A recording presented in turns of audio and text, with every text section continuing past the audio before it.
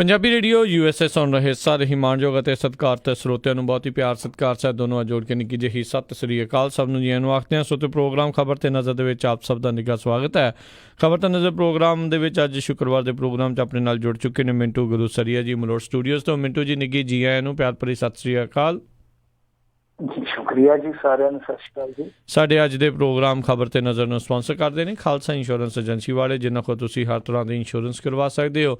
Insurance ਬਾਰੇ ਪਤਾ ਕਰਨ ਲਈ ਕਾਲ ਕਰੋ ਨੰਬਰ 408-272-2500 ਦੇ ਉੱਤੇ। ਇਸ ਦੇ ਨਾਲ Krishan Dhanota Yuba City, Jaspal Singh Sacramento GN tire and lube, ਜਿਨ੍ਹਾਂ ਕੋਲ ਤੁਸੀਂ truck wash, oil change, air brake ਦਾ ਕੰਮ ਕਰਵਾ ਸਕਦੇ ਹੋ। ਨਵੇਂ ਪੁਰਾਣੇ ਟਾਇਰ ਵਾਜਿਬ ਕੀਮਤਾਂ 'ਤੇ ਖਰੀਦ ਸਕਦੇ ਹੋ।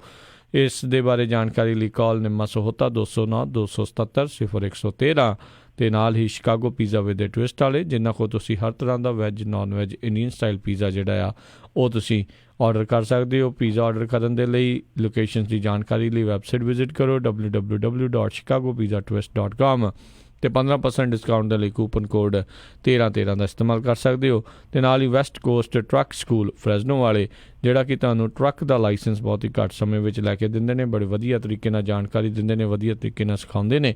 ਲਾਇਸੈਂਸ ਲੈਣ ਦੇ ਲਈ ਕਾਲ ਕਰੋ ਅਜੀਤ ਅਟਵਾਲ 559-374-4541 5593744541 ਜਾਂ ਫਰਾਂਸਿਸਕੋ ਰਵੇਰਾ ਨੂੰ 5598000590 ਦੇ ਉੱਤੇ। ਇਹਨਾਂ ਸਾਰਿਆਂ ਦਾ ਬਹੁਤ ਬਹੁਤ ਧੰਨਵਾਦ। ਜੇਕਰ ਤੁਸੀਂ ਜਾਂ ਕੋਈ ਹੋਰ ਕਾਰੋਬਾਰ ਇਸ ਪ੍ਰੋਗਰਾਮ ਨੂੰ ਸਪਾਂਸਰ ਕਰਨਾ ਚਾਹੁੰਦੇ ਹੋ, ਸੰਪਰਕ ਕਰ ਸਕਦੇ ਹੋ ਨੰਬਰ 408-722-7698 ਦੇ ਉੱਤੇ। ਮਿੰਟੂ ਜੀ, ਖਬਰਾਂ ਦੇ ਉੱਤੇ ਨਜ਼ਰ ਬਣਾਉਣ ਦਾ ਕਰਦੇ ਹਾਂ ਸਿਲਸਿਲਾ ਸ਼ੁਰੂ। ਕਹਿੰਦੇ ਬੜੀ ਵੱਡੀ ਖਬਰ ਆ ਰਹੀ ਹੈ ਵੀ ਪਾਕਿਸਤਾਨ ਨੇ ਕਰਤਾਰਪੁਰ ਲਾਂਘਾ ਖੋਲ੍ਹਣ ਦੀ ਤਿਆਰੀ ਕੀਤੀ। ਵਾਕਈ ਵੱਡੀ ਖਬਰ ਹੈ ਔਰ ਨਵਜੋਤ ਸਿੱਧੂ ਲਈ ਤੇ ਮੇਰੇ ਖਿਆਲ ਦੇ ਨਾਲ ਬਹੁਤੀ ਵੱਡੀ ਖਬਰ ਆ, ਕਿਉਂਕਿ ਉਹਦੀ ਜੱਫੀ ਬਦਨਾਮ ਹੋ ਗਈ ਸੀਗੀ ਮੰਨੀ ਵਾਂਗੂ। ਹੁਣ ਉਹ ਕਹਿ ਸਕਦਾ ਕਿ ਨਹੀਂ ਯਾਰ, ਜੱਫੀ ਨੇ ਕੰਮ ਵੀ ਕੀਤਾ। ਖੈਰ, ਨਵਜੋਤ ਸਿੱਧੂ ਅੱਜ ਸਾਰਿਆਂ ਤੋਂ ਜ਼ਿਆਦਾ ਉਤਸ਼ਾਹ ਦੇ ਵਿੱਚ ਸੀਗਾ, ਕਿਉਂਕਿ ਉਹਨੇ ਪ੍ਰੈਸ ਕਾਨਫਰੰਸ ਵੀ ਕੀਤੀ ਹੈ ਤੇ ਜੋਸ਼ ਉਹਦੇ ਚਿਹਰੇ ਤੋਂ ਝਲਕਾਰੇ ਮਾਰਦਾ ਸੀ। ਪੂਰਾ ਜਲਾਉ ਸੀ ਉਹਦੇ ਚਿਹਰੇ ਤੇ, ਜਿੱਦਾਂ ਉਹ ਦੂਸਰਿਆਂ ਨੂੰ ਕਹਿ ਰਿਹਾ ਹੋਵੇ ਤਨਾ ਗੁਰੂ ਹੁਣ ਠੀਕ ਆ। ਕਿਉਂਕਿ ਉਹਦੇ ਆਪਣੇ ਹੀ ਬੰਦਿਆਂ ਨੇ ਸਭ ਤੋਂ ਜ਼ਿਆਦਾ ਮੁਖਾਲਫਤ ਕੀਤੀ ਸੀ। ਪ੍ਰੈਸ ਕਾਨਫਰੰਸ ਕਰਕੇ ਉਹਨੇ ਕਿਹਾ ਕਿ ਜਿਹੜੇ ਬੰਦੇ ਝੂਠ ਦਾ ਪਲੰਦਾ ਲਈ ਫਿਰਦੇ ਸੀ, ਮੈਂ ਉਹਨਾਂ ਦੀ ਵੀ ਲੰਮੀ ਉਮਰ ਦੀ ਕਾਮਨਾ ਕਰਦਾ। ਤਾਂ ਉਹਦਾ ਸਿੱਧਾ ਹੀ ਇਸ਼ਾਰਾ ਉਹਨਾਂ ਵੱਲ ਸੀ ਜਿਹੜੇ ਉਹਦੇ ਆਪਣੇ ਆ।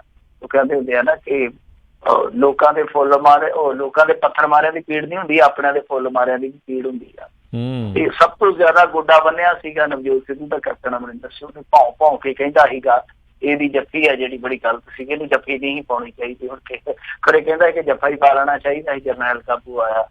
ਖੈਰ, ਤਾਂ ਨਵਜੋਤ ਸਿੱਧੂ ਨੇ ਅੱਜ ਪ੍ਰੈਸ ਕਾਨਫਰੰਸ ਕਰਕੇ ਜਾਣਕਾਰੀ ਦਿੱਤੀ ਹੈ। ਵੈਸੇ ਸਭ ਤੋਂ ਪਹਿਲਾਂ BBC ਵਾਲਿਆਂ ਨੇ ਇੱਕ ਖਬਰ ਨਸ਼ਰ ਕੀਤੀ, ਉਹਨਾਂ ਦੀ ਉੱਧਰ ਜਿਹੜੀ ਬੀਬੀ ਨਾਮਾ ਨਗਾਰ ਹੈ ਪਾਕਿਸਤਾਨ ਦੇ ਵਿੱਚ, ਮੂਲ ਤੌਰ ਤੇ ਵੀ ਉਹ ਪਾਕਿਸਤਾਨੀ ਹੈ। ਤਾਂ ਉਹਨਾਂ ਨੇ ਇੱਕ ਇੰਟਰਵਿਊ ਕੀਤੀ, ਸੂਚਨਾ ਮੰਤਰੀ ਹੈ ਜਿਹੜੇ ਉੱਥੋਂ ਦੇ ਫਵਾਦ ਚੌਧਰੀ, ਉਹਨਾਂ ਨੇ ਇਸ ਗੱਲ ਦੀ ਤਸਦੀਕ ਕੀਤੀ ਕਿ ਹਾਂ ਭਾਈ ਗੱਲਬਾਤ ਤਿਆਰ ਹੈ, ਖਾਕਾ ਅਸੀਂ ਤਿਆਰ ਕਰੀ ਜਾਂਦੇ ਹਾਂ ਕੁਛ ਮਹੀਨਿਆਂ ਤੱਕ। ਕੁਛ ਲੋਕ ਕਹਿ ਰਹੇ ਸੀਗੇ ਇੱਥੇ ਇੰਡੀਆ ਦੇ ਵਿੱਚ ਕਿ 20, 22, 26 ਸਤੰਬਰ ਤੱਕ ਸਾਰਾ ਕੁਛ ਹੋ ਜਾਊਗਾ। ਐਸਾ ਨਹੀਂ ਹੈ। ਉਹਨਾਂ ਨੇ ਕਿਹਾ ਕੁਛ ਆਉਣ ਵਾਲੇ ਮਹੀਨਿਆਂ ਤੱਕ ਅਸੀਂ ਸਾਰਾ ਕੁਛ ਠੀਕ ਕਰ ਲਵਾਂਗੇ। ਤਾਂ ਉਹਦੇ ਵਿੱਚ ਉਹਨਾਂ ਨੇ ਇੱਕ ਚੀਜ਼ ਕਹੀ ਆ ਕਿ ਟਿਕਟ ਲੱਗਿਆ ਕਰੂਗੀ। ਹੁਣ ਟਿਕਟ ਪਤਾ ਨਹੀਂ ਕਿਸ ਤਰ੍ਹਾਂ ਦੀ ਕਹਿ ਰਹੇ ਸੀਗੇ ਕਿ ਟਿਕਟ ਲੱਗਿਆ ਕਰੂਗੀ, ਹੋਰ ਵੀਜ਼ਾ ਵੱਲ ਕੁਛ ਲੋੜ ਨਹੀਂ ਪੈਣੀ ਤੇ ਯਾਤਰੀ ਆ ਜਿਹੜੇ ਉਹ ਆ ਜਾ ਸਕਦੇ ਆ। ਉਹਨਾਂ ਦੇ ਵੱਲੋਂ ਤੇ ਤਸਦੀਕ ਆ ਕਿ ਅਸੀਂ ਗੱਲਬਾਤ ਕਰਦੇ ਪਏ ਹਾਂ, ਕਿਉਂਕਿ ਮਾਮਲਾ ਜਿਹੜਾ ਦੇਖੋ ਇਹ ਦੋਵਾਂ ਦੇਸ਼ਾਂ ਤੇ ਜਾ ਕੇ ਨਿਰਭਰ ਕਰਦਾ ਹੈ। ਭਾਰਤ ਹੁਣ ਕਿਸ ਤਰ੍ਹਾਂ ਰਿਸਪੌਂਡ ਕਰਦਾ ਇਹ ਦੇਖਣਾ ਹੋਊਗਾ। ਔਰ ਏਦਾਂ ਜਿੱਦਾਂ ਹੁਣ ਨਵਜੋਤ ਸਿੱਧੂ ਪ੍ਰੈਸ ਕਾਨਫਰੰਸ ਕਰ ਗਿਆ, ਹਾਲਾਂਕਿ ਹੁਣ ਤੇ ਕਾਲੀ ਵੀ ਕਹੀ ਜਾਂਦੇ ਹੋ ਜਾਵੇ ਤੇ ਚੰਗਾ, ਨਵਜੋਤ ਸਿੱਧੂ ਨੂੰ ਹਾਲੇ ਵੀ ਕਹੀ ਜਾਂਦੇ ਆ ਕਿ ਰਾਜਨੀਤੀ ਕਰਦਾ। ਜਿਹੜਾ ਭਾਰਤੀ ਜਨਤਾ ਪਾਰਟੀ ਦਾ ਤਰੁਣ ਚੁੱਕ ਆ, ਉਹਦੇ ਹਾਲੇ ਵੀ ਨਵਜੋਤ ਸਿੱਧੂ ਤੇ ਚੱਕਰ ਸੁੱਟੀ ਜਾਂਦਾ। ਦੂਸਰੇ ਪਾਸੇ ਜਿੱਦਾਂ SGPC ਆ, ਉਹ ਕਹਿੰਦੀ ਆ ਕਿ ਹਾਂਜੀ ਜੇ ਸਾਨੂੰ ਸੇਵਾ ਮਿਲੇ, ਦੋਵੇਂ ਦੇਸ਼ ਸਹਿਮਤ ਹੋਣ ਤਾਂ ਸਾਡੇ ਵੀ ਵਡਭਾਗਾ ਮੌਕਾ ਹੋਊਗਾ। ਸੋ ਸਾਰੀਆਂ ਚੀਜ਼ਾਂ ਜਿਹੜੀਆਂ ਉਹ ਠੀਕ ਜਾ ਰਹੀਆਂ ਨੇ। ਪਰ ਹੁਣ ਦੇਖਣ ਵਾਲੀ ਗੱਲ ਇਹ ਹੋਊਗੀ ਕਿ ਇੰਡੀਆ ਰਿਸਪੌਂਡ ਕਿੱਦਾਂ ਕਰਦਾ, ਕਿਉਂਕਿ ਦੇਖੋ ਹਾਲੇ ਇਸ ਮਾਮਲੇ ਦੇ ਵਿੱਚ ਭਾਵਨਾਤਮਕ ਪੱਖ ਤੋਂ ਸੋਚਿਆ ਜਾ ਰਿਹਾ, ਜਜ਼ਬਾਤੀ ਪੱਖ ਤੋਂ ਸੋਚਿਆ ਜਾ ਰਿਹਾ, ਕੂਟਨੀਤਿਕ ਪੱਖ ਤੋਂ ਨਹੀਂ ਸੋਚਿਆ ਜਾ ਰਿਹਾ। ਇਲੈਕਸ਼ਨ ਆਉਣਾ ਹੈ, ਇੰਡੀਆ ਦਾ ਇਲੈਕਸ਼ਨ ਆਉਣਾ ਹੈ। ਤਾਂ ਜਦੋਂ ਇਲੈਕਸ਼ਨ ਆਉਣਾ ਹੋਵੇ, ਜਿਵੇਂ ਆਪਾਂ ਕੱਲ ਗੱਲ ਕੀਤੀ ਹੈ ਕਿ ਇਲੈਕਸ਼ਨ ਵਾਸਤੇ ਕੀ ਕੁਛ ਕੀਤਾ ਜਾ ਰਿਹਾ, ਤਾਂ ਉਹ ਸਾਰੀਆਂ ਚੀਜ਼ਾਂ ਜਿਹੜੀਆਂ ਵਿਚਾਰੀਆਂ ਜਾਣਗੀਆਂ। ਫਿਰ ਪਾਕਿਸਤਾਨ ਦੇ ਅੰਦਰੂਨੀ ਹਾਲਾਤ ਕਿਹੋ ਜਿਹੇ ਆ, ਉਹ ਵੀ ਸਾਰਾ ਕੁਛ ਮਾਹੌਲ ਜਿਹੜਾ ਉਹ ਡਿੱਠਿਆ ਜਾਊਗਾ। ਤਾਂ ਉਸ ਤੋਂ ਬਾਅਦ ਹੀ ਕੋਈ ਸਟੈਪ ਚੱਕਣਗੇ ਅੱਗੇ। ਤੋ ਹੁਣ ਸਭ ਤੋਂ ਵੱਡੀ ਨਿਗਾਹ ਜਿਹੜੀ ਆ ਉਹ ਰਹੂਗੀ ਕੇਂਦਰ ਤੇ, ਕਿ ਜਿਹੜੀ ਕੇਂਦਰ ਸਰਕਾਰ, ਇੰਡੀਆ ਦੀ ਕੇਂਦਰ ਸਰਕਾਰ ਹੈ, ਉਹ ਕੀ ਕਰਦੀ ਆ। ਕਿਉਂਕਿ ਜੇ ਦੇਖੋ ਇਹ ਇੰਡੀਆ ਵਾਲੇ ਪ੍ਰਮਾਣਿਤ ਕਰਦੇ ਇਸ ਚੀਜ਼ ਨੂੰ ਕਿ ਠੀਕ ਆ ਭਾਈ, ਜੇ ਤੁਸੀਂ ਰਾਜੀ ਆ ਤੇ ਅਸੀਂ ਵੀ ਰਾਜੀ ਆ, ਤਾਂ ਮੇਰੇ ਖਿਆਲ ਦੇ ਨਾਲ ਸਭ ਤੋਂ ਜ਼ਿਆਦਾ ਕ੍ਰੈਡਿਟ ਜਾਊਗਾ ਨਵਜੋਤ ਸਿੱਧੂ ਨੂੰ। ਹੁਣ ਭਾਰਤੀ ਜਨਤਾ ਪਾਰਟੀ ਪਤਾ ਨਹੀਂ ਚਾਹੂਗੀ ਜਾਂ ਨਹੀਂ ਚਾਹੂਗੀ, ਤੇ ਜੇ ਮੰਨ ਲਓ ਨਾ ਨੁੱਕਰ ਕਰਦੇ ਆ ਤੇ ਫਸ ਫੇਰ ਕਾਲੀ ਜਾਣੇ ਆ। ਲੋਕਾਂ ਨੇ ਕਹਿਣਾ ਭਾਈ ਸਿੱਧੂ ਨੇ ਤਾਂ ਸਾਰੀ ਚੱਕਰੀ ਘਮਾਤੀ ਸੀਗੀ, ਅਕਾਲੀਆਂ ਦੇ ਪਾਰਟਨਰਾਂ ਨੇ ਰਿੱਧੀ ਖੀਰ ਚ ਖੇ ਪਾ।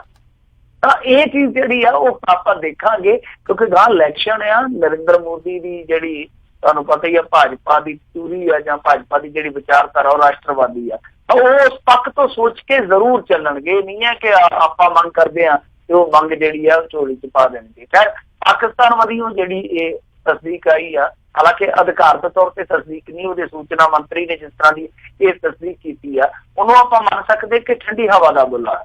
ਪਰ ਇੱਧਰੋਂ ਹੁਣ ਕਿਸ ਤਰ੍ਹਾਂ ਦਾ ਰਿਸਪੌਂਡ ਆਉਂਦਾ ਉਹਦਾ ਇੰਤਜ਼ਾਰ ਕਰਨਾ ਪਊਗਾ। ਜੀ ਜੀ ਜੀ।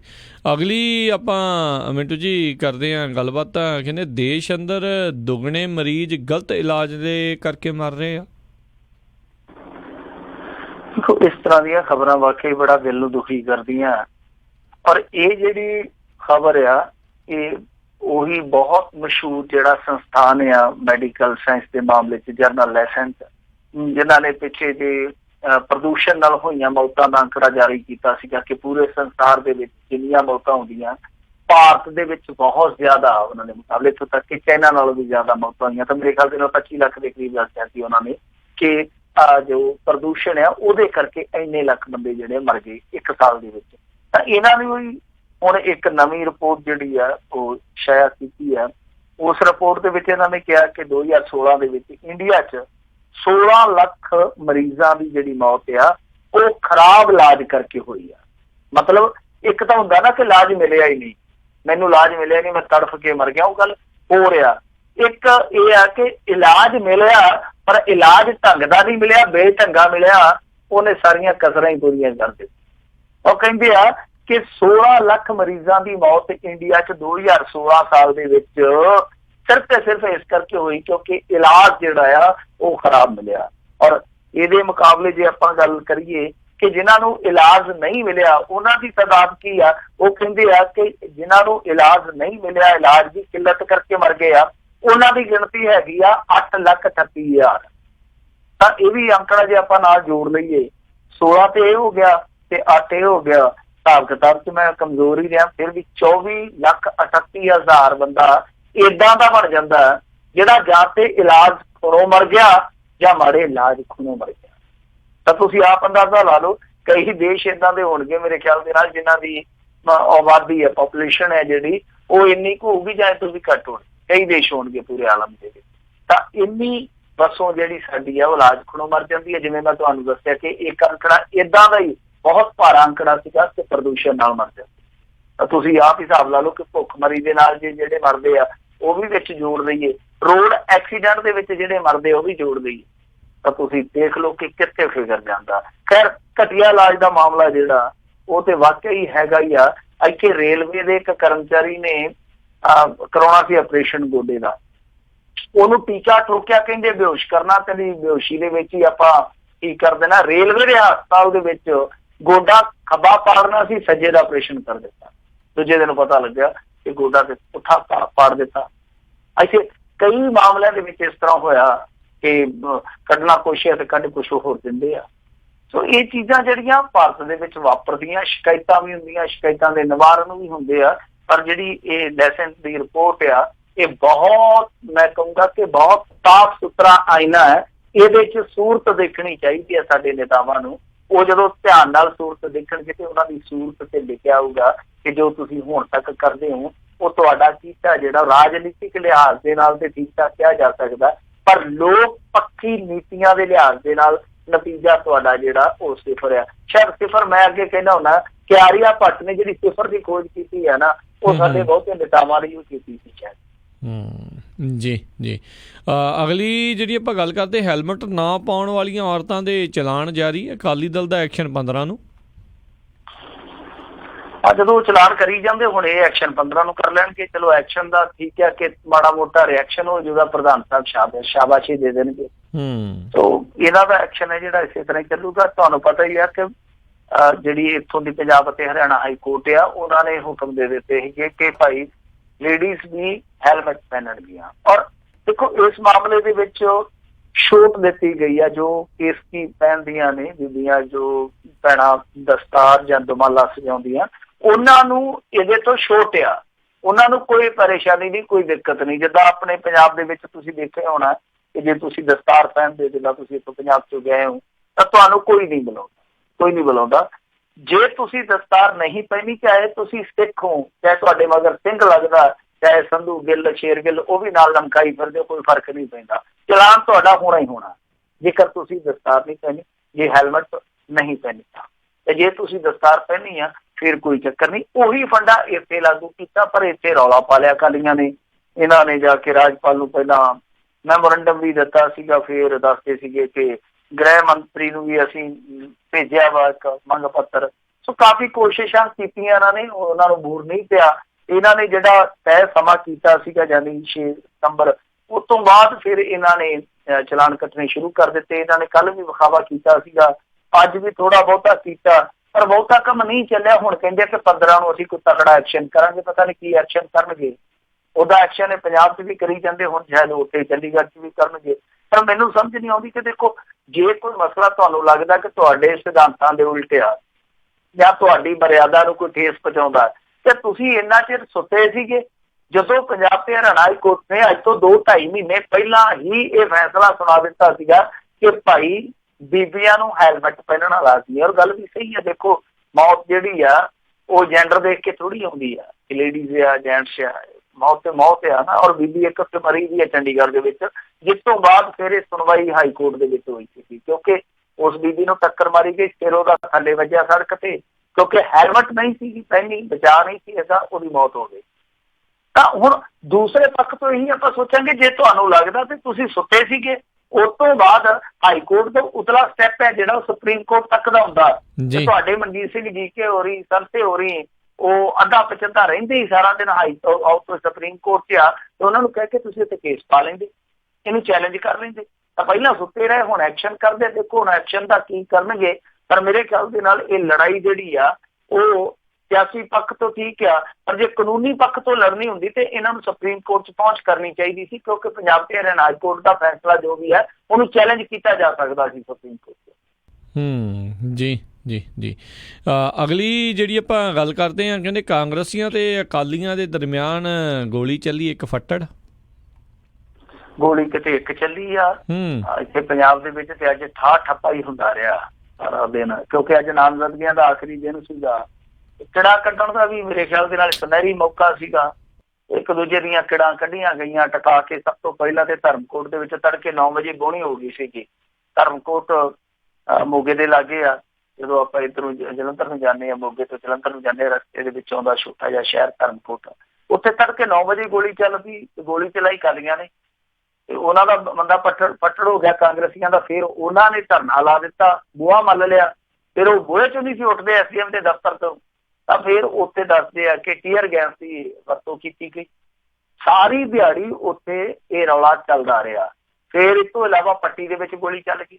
ਪੱਟੀ ਦੇ ਵਿੱਚ ਤੇ 2 ਪੱਤਰਕਾਰ ਵੀ ਮਾਂਜ ਦਿੱਤੇ, ਉਹ ਵੀ ਕੁੱਟ ਕੱਤੇ ਆ, ਉਹਨਾਂ ਦੇ ਕੈਮਰੇ ਕੁਮਰੇ ਭੰਨ ਦਿੱਤੇ ਆ। ਉਹ ਇੱਕ ਪਾਸੇ ਅਕਾਲੀ ਬੈਠੇ ਧਰਨੇ ਤੇ, ਦੂਸਰੇ ਪਾਸੇ ਪੱਤਰਕਾਰ ਬੈਠੇ ਆ, ਤੇ ਦੋਵੇਂ ਤੁਹਾਡੇ ਆਪਸ ਦੇ ਵਿੱਚ ਨਜ਼ਰਾਂ ਮਿਲਾਉਂਦੇ ਹੁੰਦੇ ਆ, ਤੇ ਬਰੋਬਰ ਅਸੀਂ ਵੀ ਬੈਠੇ ਹਾਂ। ਤਾਂ ਇਸੇ ਤਰ੍ਹਾਂ ਡੇਰਾ ਬਾਬਾ ਨਾਨਕ ਦੇ ਵਿੱਚ ਉੱਥੇ ਵੀ ਬਹੁਤ ਝਾੜ ਚੰਬ ਹੋਈ ਆ। ਉੱਥੇ ਤੇ 15 ਬੰਦੇ ਜ਼ਖਮੀ ਆ। ਪੱਟੀ ਦੇ ਵਿੱਚ ਵੀ ਜਿਹੜੀ ਗੋਲੀ ਚੱਲੀ ਆ 2 ਪੁਲਿਸ ਮੁਲਾਜ਼ਮ ਜ਼ਖਮੀ ਦੱਸੀਦੇ ਆ। ਤੇ ਜਿਹੜੀ ਡੇਰਾ ਬਾਬਾ ਨਾਨਕ ਦੇ ਵਿੱਚ ਅੱਜ ਝੜਪ ਹੋਈ ਆ ਉਹਦੇ ਚ 15 ਜਾਣੇ ਜ਼ਖਮੀ ਦੱਸੀਦੇ ਆ।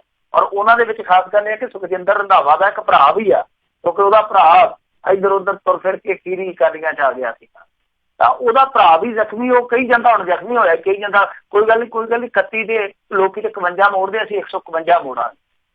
ਤੇ ਇਸ ਤਰ੍ਹਾਂ ਹੀ ਫਿਰੋਜ਼ਪੁਰ ਦੇ ਵਿੱਚ ਵੀ ਇਹੋ ਹਾਲ ਰਿਹਾ। ਇੱਕ ਥਾਂ ਤੇ ਪੱਕਾ ਇਹਨਾਂ ਦਾ ਧਰਨਾ ਚੱਲਦਾ ਰਿਹਾ। ਜ਼ਿਲ੍ਹੇ ਦੇ ਵਿੱਚ ਵੀ ਝੜਪ ਹੋਈ ਆ। ਸੋ ਕਈ ਥਾਵਾਂ ਤੇ ਅੱਜ ਝੜਪਾਂ ਹੁੰਦੀਆਂ ਰਹੀਆਂ। ਕਈ ਥਾਈਂ ਤੇ ਇਹੋ ਜਿਹੀ ਖਬਰ ਵੀ ਆਈ ਕਿ ਕਈ ਕਹਿੰਦੇ ਕਿ ਨਾਮਜ਼ਦਗੀ ਪੱਤਰ ਅਸੀਂ ਲਈ ਜਾਂਦੇ ਸੀ, ਸਾਡੇ ਹੱਥਾਂ ਚੋਂ ਖੋਹ ਕੇ ਭੱਜ ਗਏ। ਕਈ ਕਹਿੰਦੇ ਆ ਕਿ ਉਹ ਅਫਸਰ ਹੀ ਨਹੀਂ ਸੀ ਆਉਂਦੇ ਦਫ਼ਤਰਾਂ ਦੇ ਵਿੱਚ, NOC ਜਿੱਥੋਂ ਲੈਣੀ ਸੀਗੀ, ਤੇ ਜੇ ਕੋਈ ਲੈ ਕੇ ਜਾਂਦਾ ਸੀ ਖੋਹ ਲੈਂਦੇ ਸੀਗੇ ਜਾਂ ਵੜਨ ਨਹੀਂ ਸੀ ਦਿੰਦੇ। ਸੋ ਇਸ ਤਰ੍ਹਾਂ ਦੇ ਧੱਕ-ਮਧੱਕੇ ਦੀਆਂ ਖਬਰਾਂ ਆਈ ਗਈਆਂ, ਸਾਰੇ ਪਾਸਿਓਂ ਇਸ ਤਰ੍ਹਾਂ ਦੀ ਹਾਹਾਕਾਰ ਜਿਹੜੀ ਮੱਚੀ ਨਜ਼ਰ ਆਈ ਆ। ਉੱਦਾਂ ਪੰਜਾਬੀਆਂ ਦੀ ਸਮਝ ਪਤਾ ਨਹੀਂ ਕਿੱਥੇ ਚਲੇ ਗਈ ਆ, ਕਿਉਂ ਇਹਨਾਂ ਨੇ ਆਪਣੀ ਸੋਚ ਨੂੰ ਦਿਮਾਗ ਦੇ ਵਿੱਚੋਂ ਦੇਸ਼ ਨਿਕਾਲਾ ਦੇ ਦਿੱਤਾ। ਇਹ ਆਪੋ ਵਿੱਚ ਦੀ ਜੋ ਭਰਾ ਮਾਰੂ ਜੰਗ ਸ਼ੁਰੂ ਕਰੀ ਬੈਠੇ ਆ। ਦੇਖੋ ਇਹਦੇ ਵਿੱਚ ਇਹ ਤੇ ਹੈ ਨੀਗਾ ਕਿ ਸੁਖਬੀਰ ਸਿੰਘ ਬਾਦਲ ਦਾ ਕਾਕਾ ਆ ਕੇ ਲੜਦਾ ਜਾਂ ਕੈਪਟਨ ਅਮਰਿੰਦਰ ਸਿੰਘ ਦਾ ਸ਼ੋਹਰ ਆ ਕੇ ਲੜਦਾ, ਲੜੀ ਤੇ ਆਪੋ ਵਿੱਚ ਦੀ ਜਾਂਦੇ ਆ। ਔਰ ਇਹੋ ਜਿਹੀਆਂ ਚੋਣਾਂ ਦੇ ਵਿੱਚ ਮੈਂ ਤੇ ਆਪਣੀ ਜ਼ਿੰਦਗੀ 'ਚ ਇਹੋ ਜਿਹੇ ਵੀ ਦ੍ਰਿਸ਼ ਦੇਖੇ ਆ ਕਿ ਜਦੋਂ ਸਕੇ ਭਰਾ ਨੇ ਭਰਾ ਨੂੰ ਗੋਲੀ ਮਾਰੀ ਸਿਰਫ ਵੋਟ ਤੱਕ। ਤਾਂ ਇਹ ਚੀਜ਼ਾਂ ਜਿਹੜੀਆਂ ਵਾਪਰਦੀਆਂ, ਇਹ ਸੋਚਣ ਵਿਚਾਰਨ ਦਾ ਵਿਸ਼ਾ ਕਿ ਤੁਸੀਂ ਜਾ ਕਿੱਧਰ ਨੂੰ ਰਹੇ। ਸਾਡੇ ਗੁਆਂਢ ਰਾਜ ਕਰਨਵੀਰ ਸਿੰਘ ਜੀ, ਹਿਮਾਚਲ ਦੇ ਵਿੱਚ ਇਲੈਕਸ਼ਨ ਹੋਇਆ, ਪਹਿਲਾਂ ਸਰਕਾਰਾਂ ਦਾ ਫਿਰ ਸਥਾਨਕ ਸਰਕਾਰਾਂ ਦਾ, ਕਦੇ ਤੁਸੀਂ ਇਸ ਤਰ੍ਹਾਂ ਦੀ ਖਬਰ ਸੁਣੀ?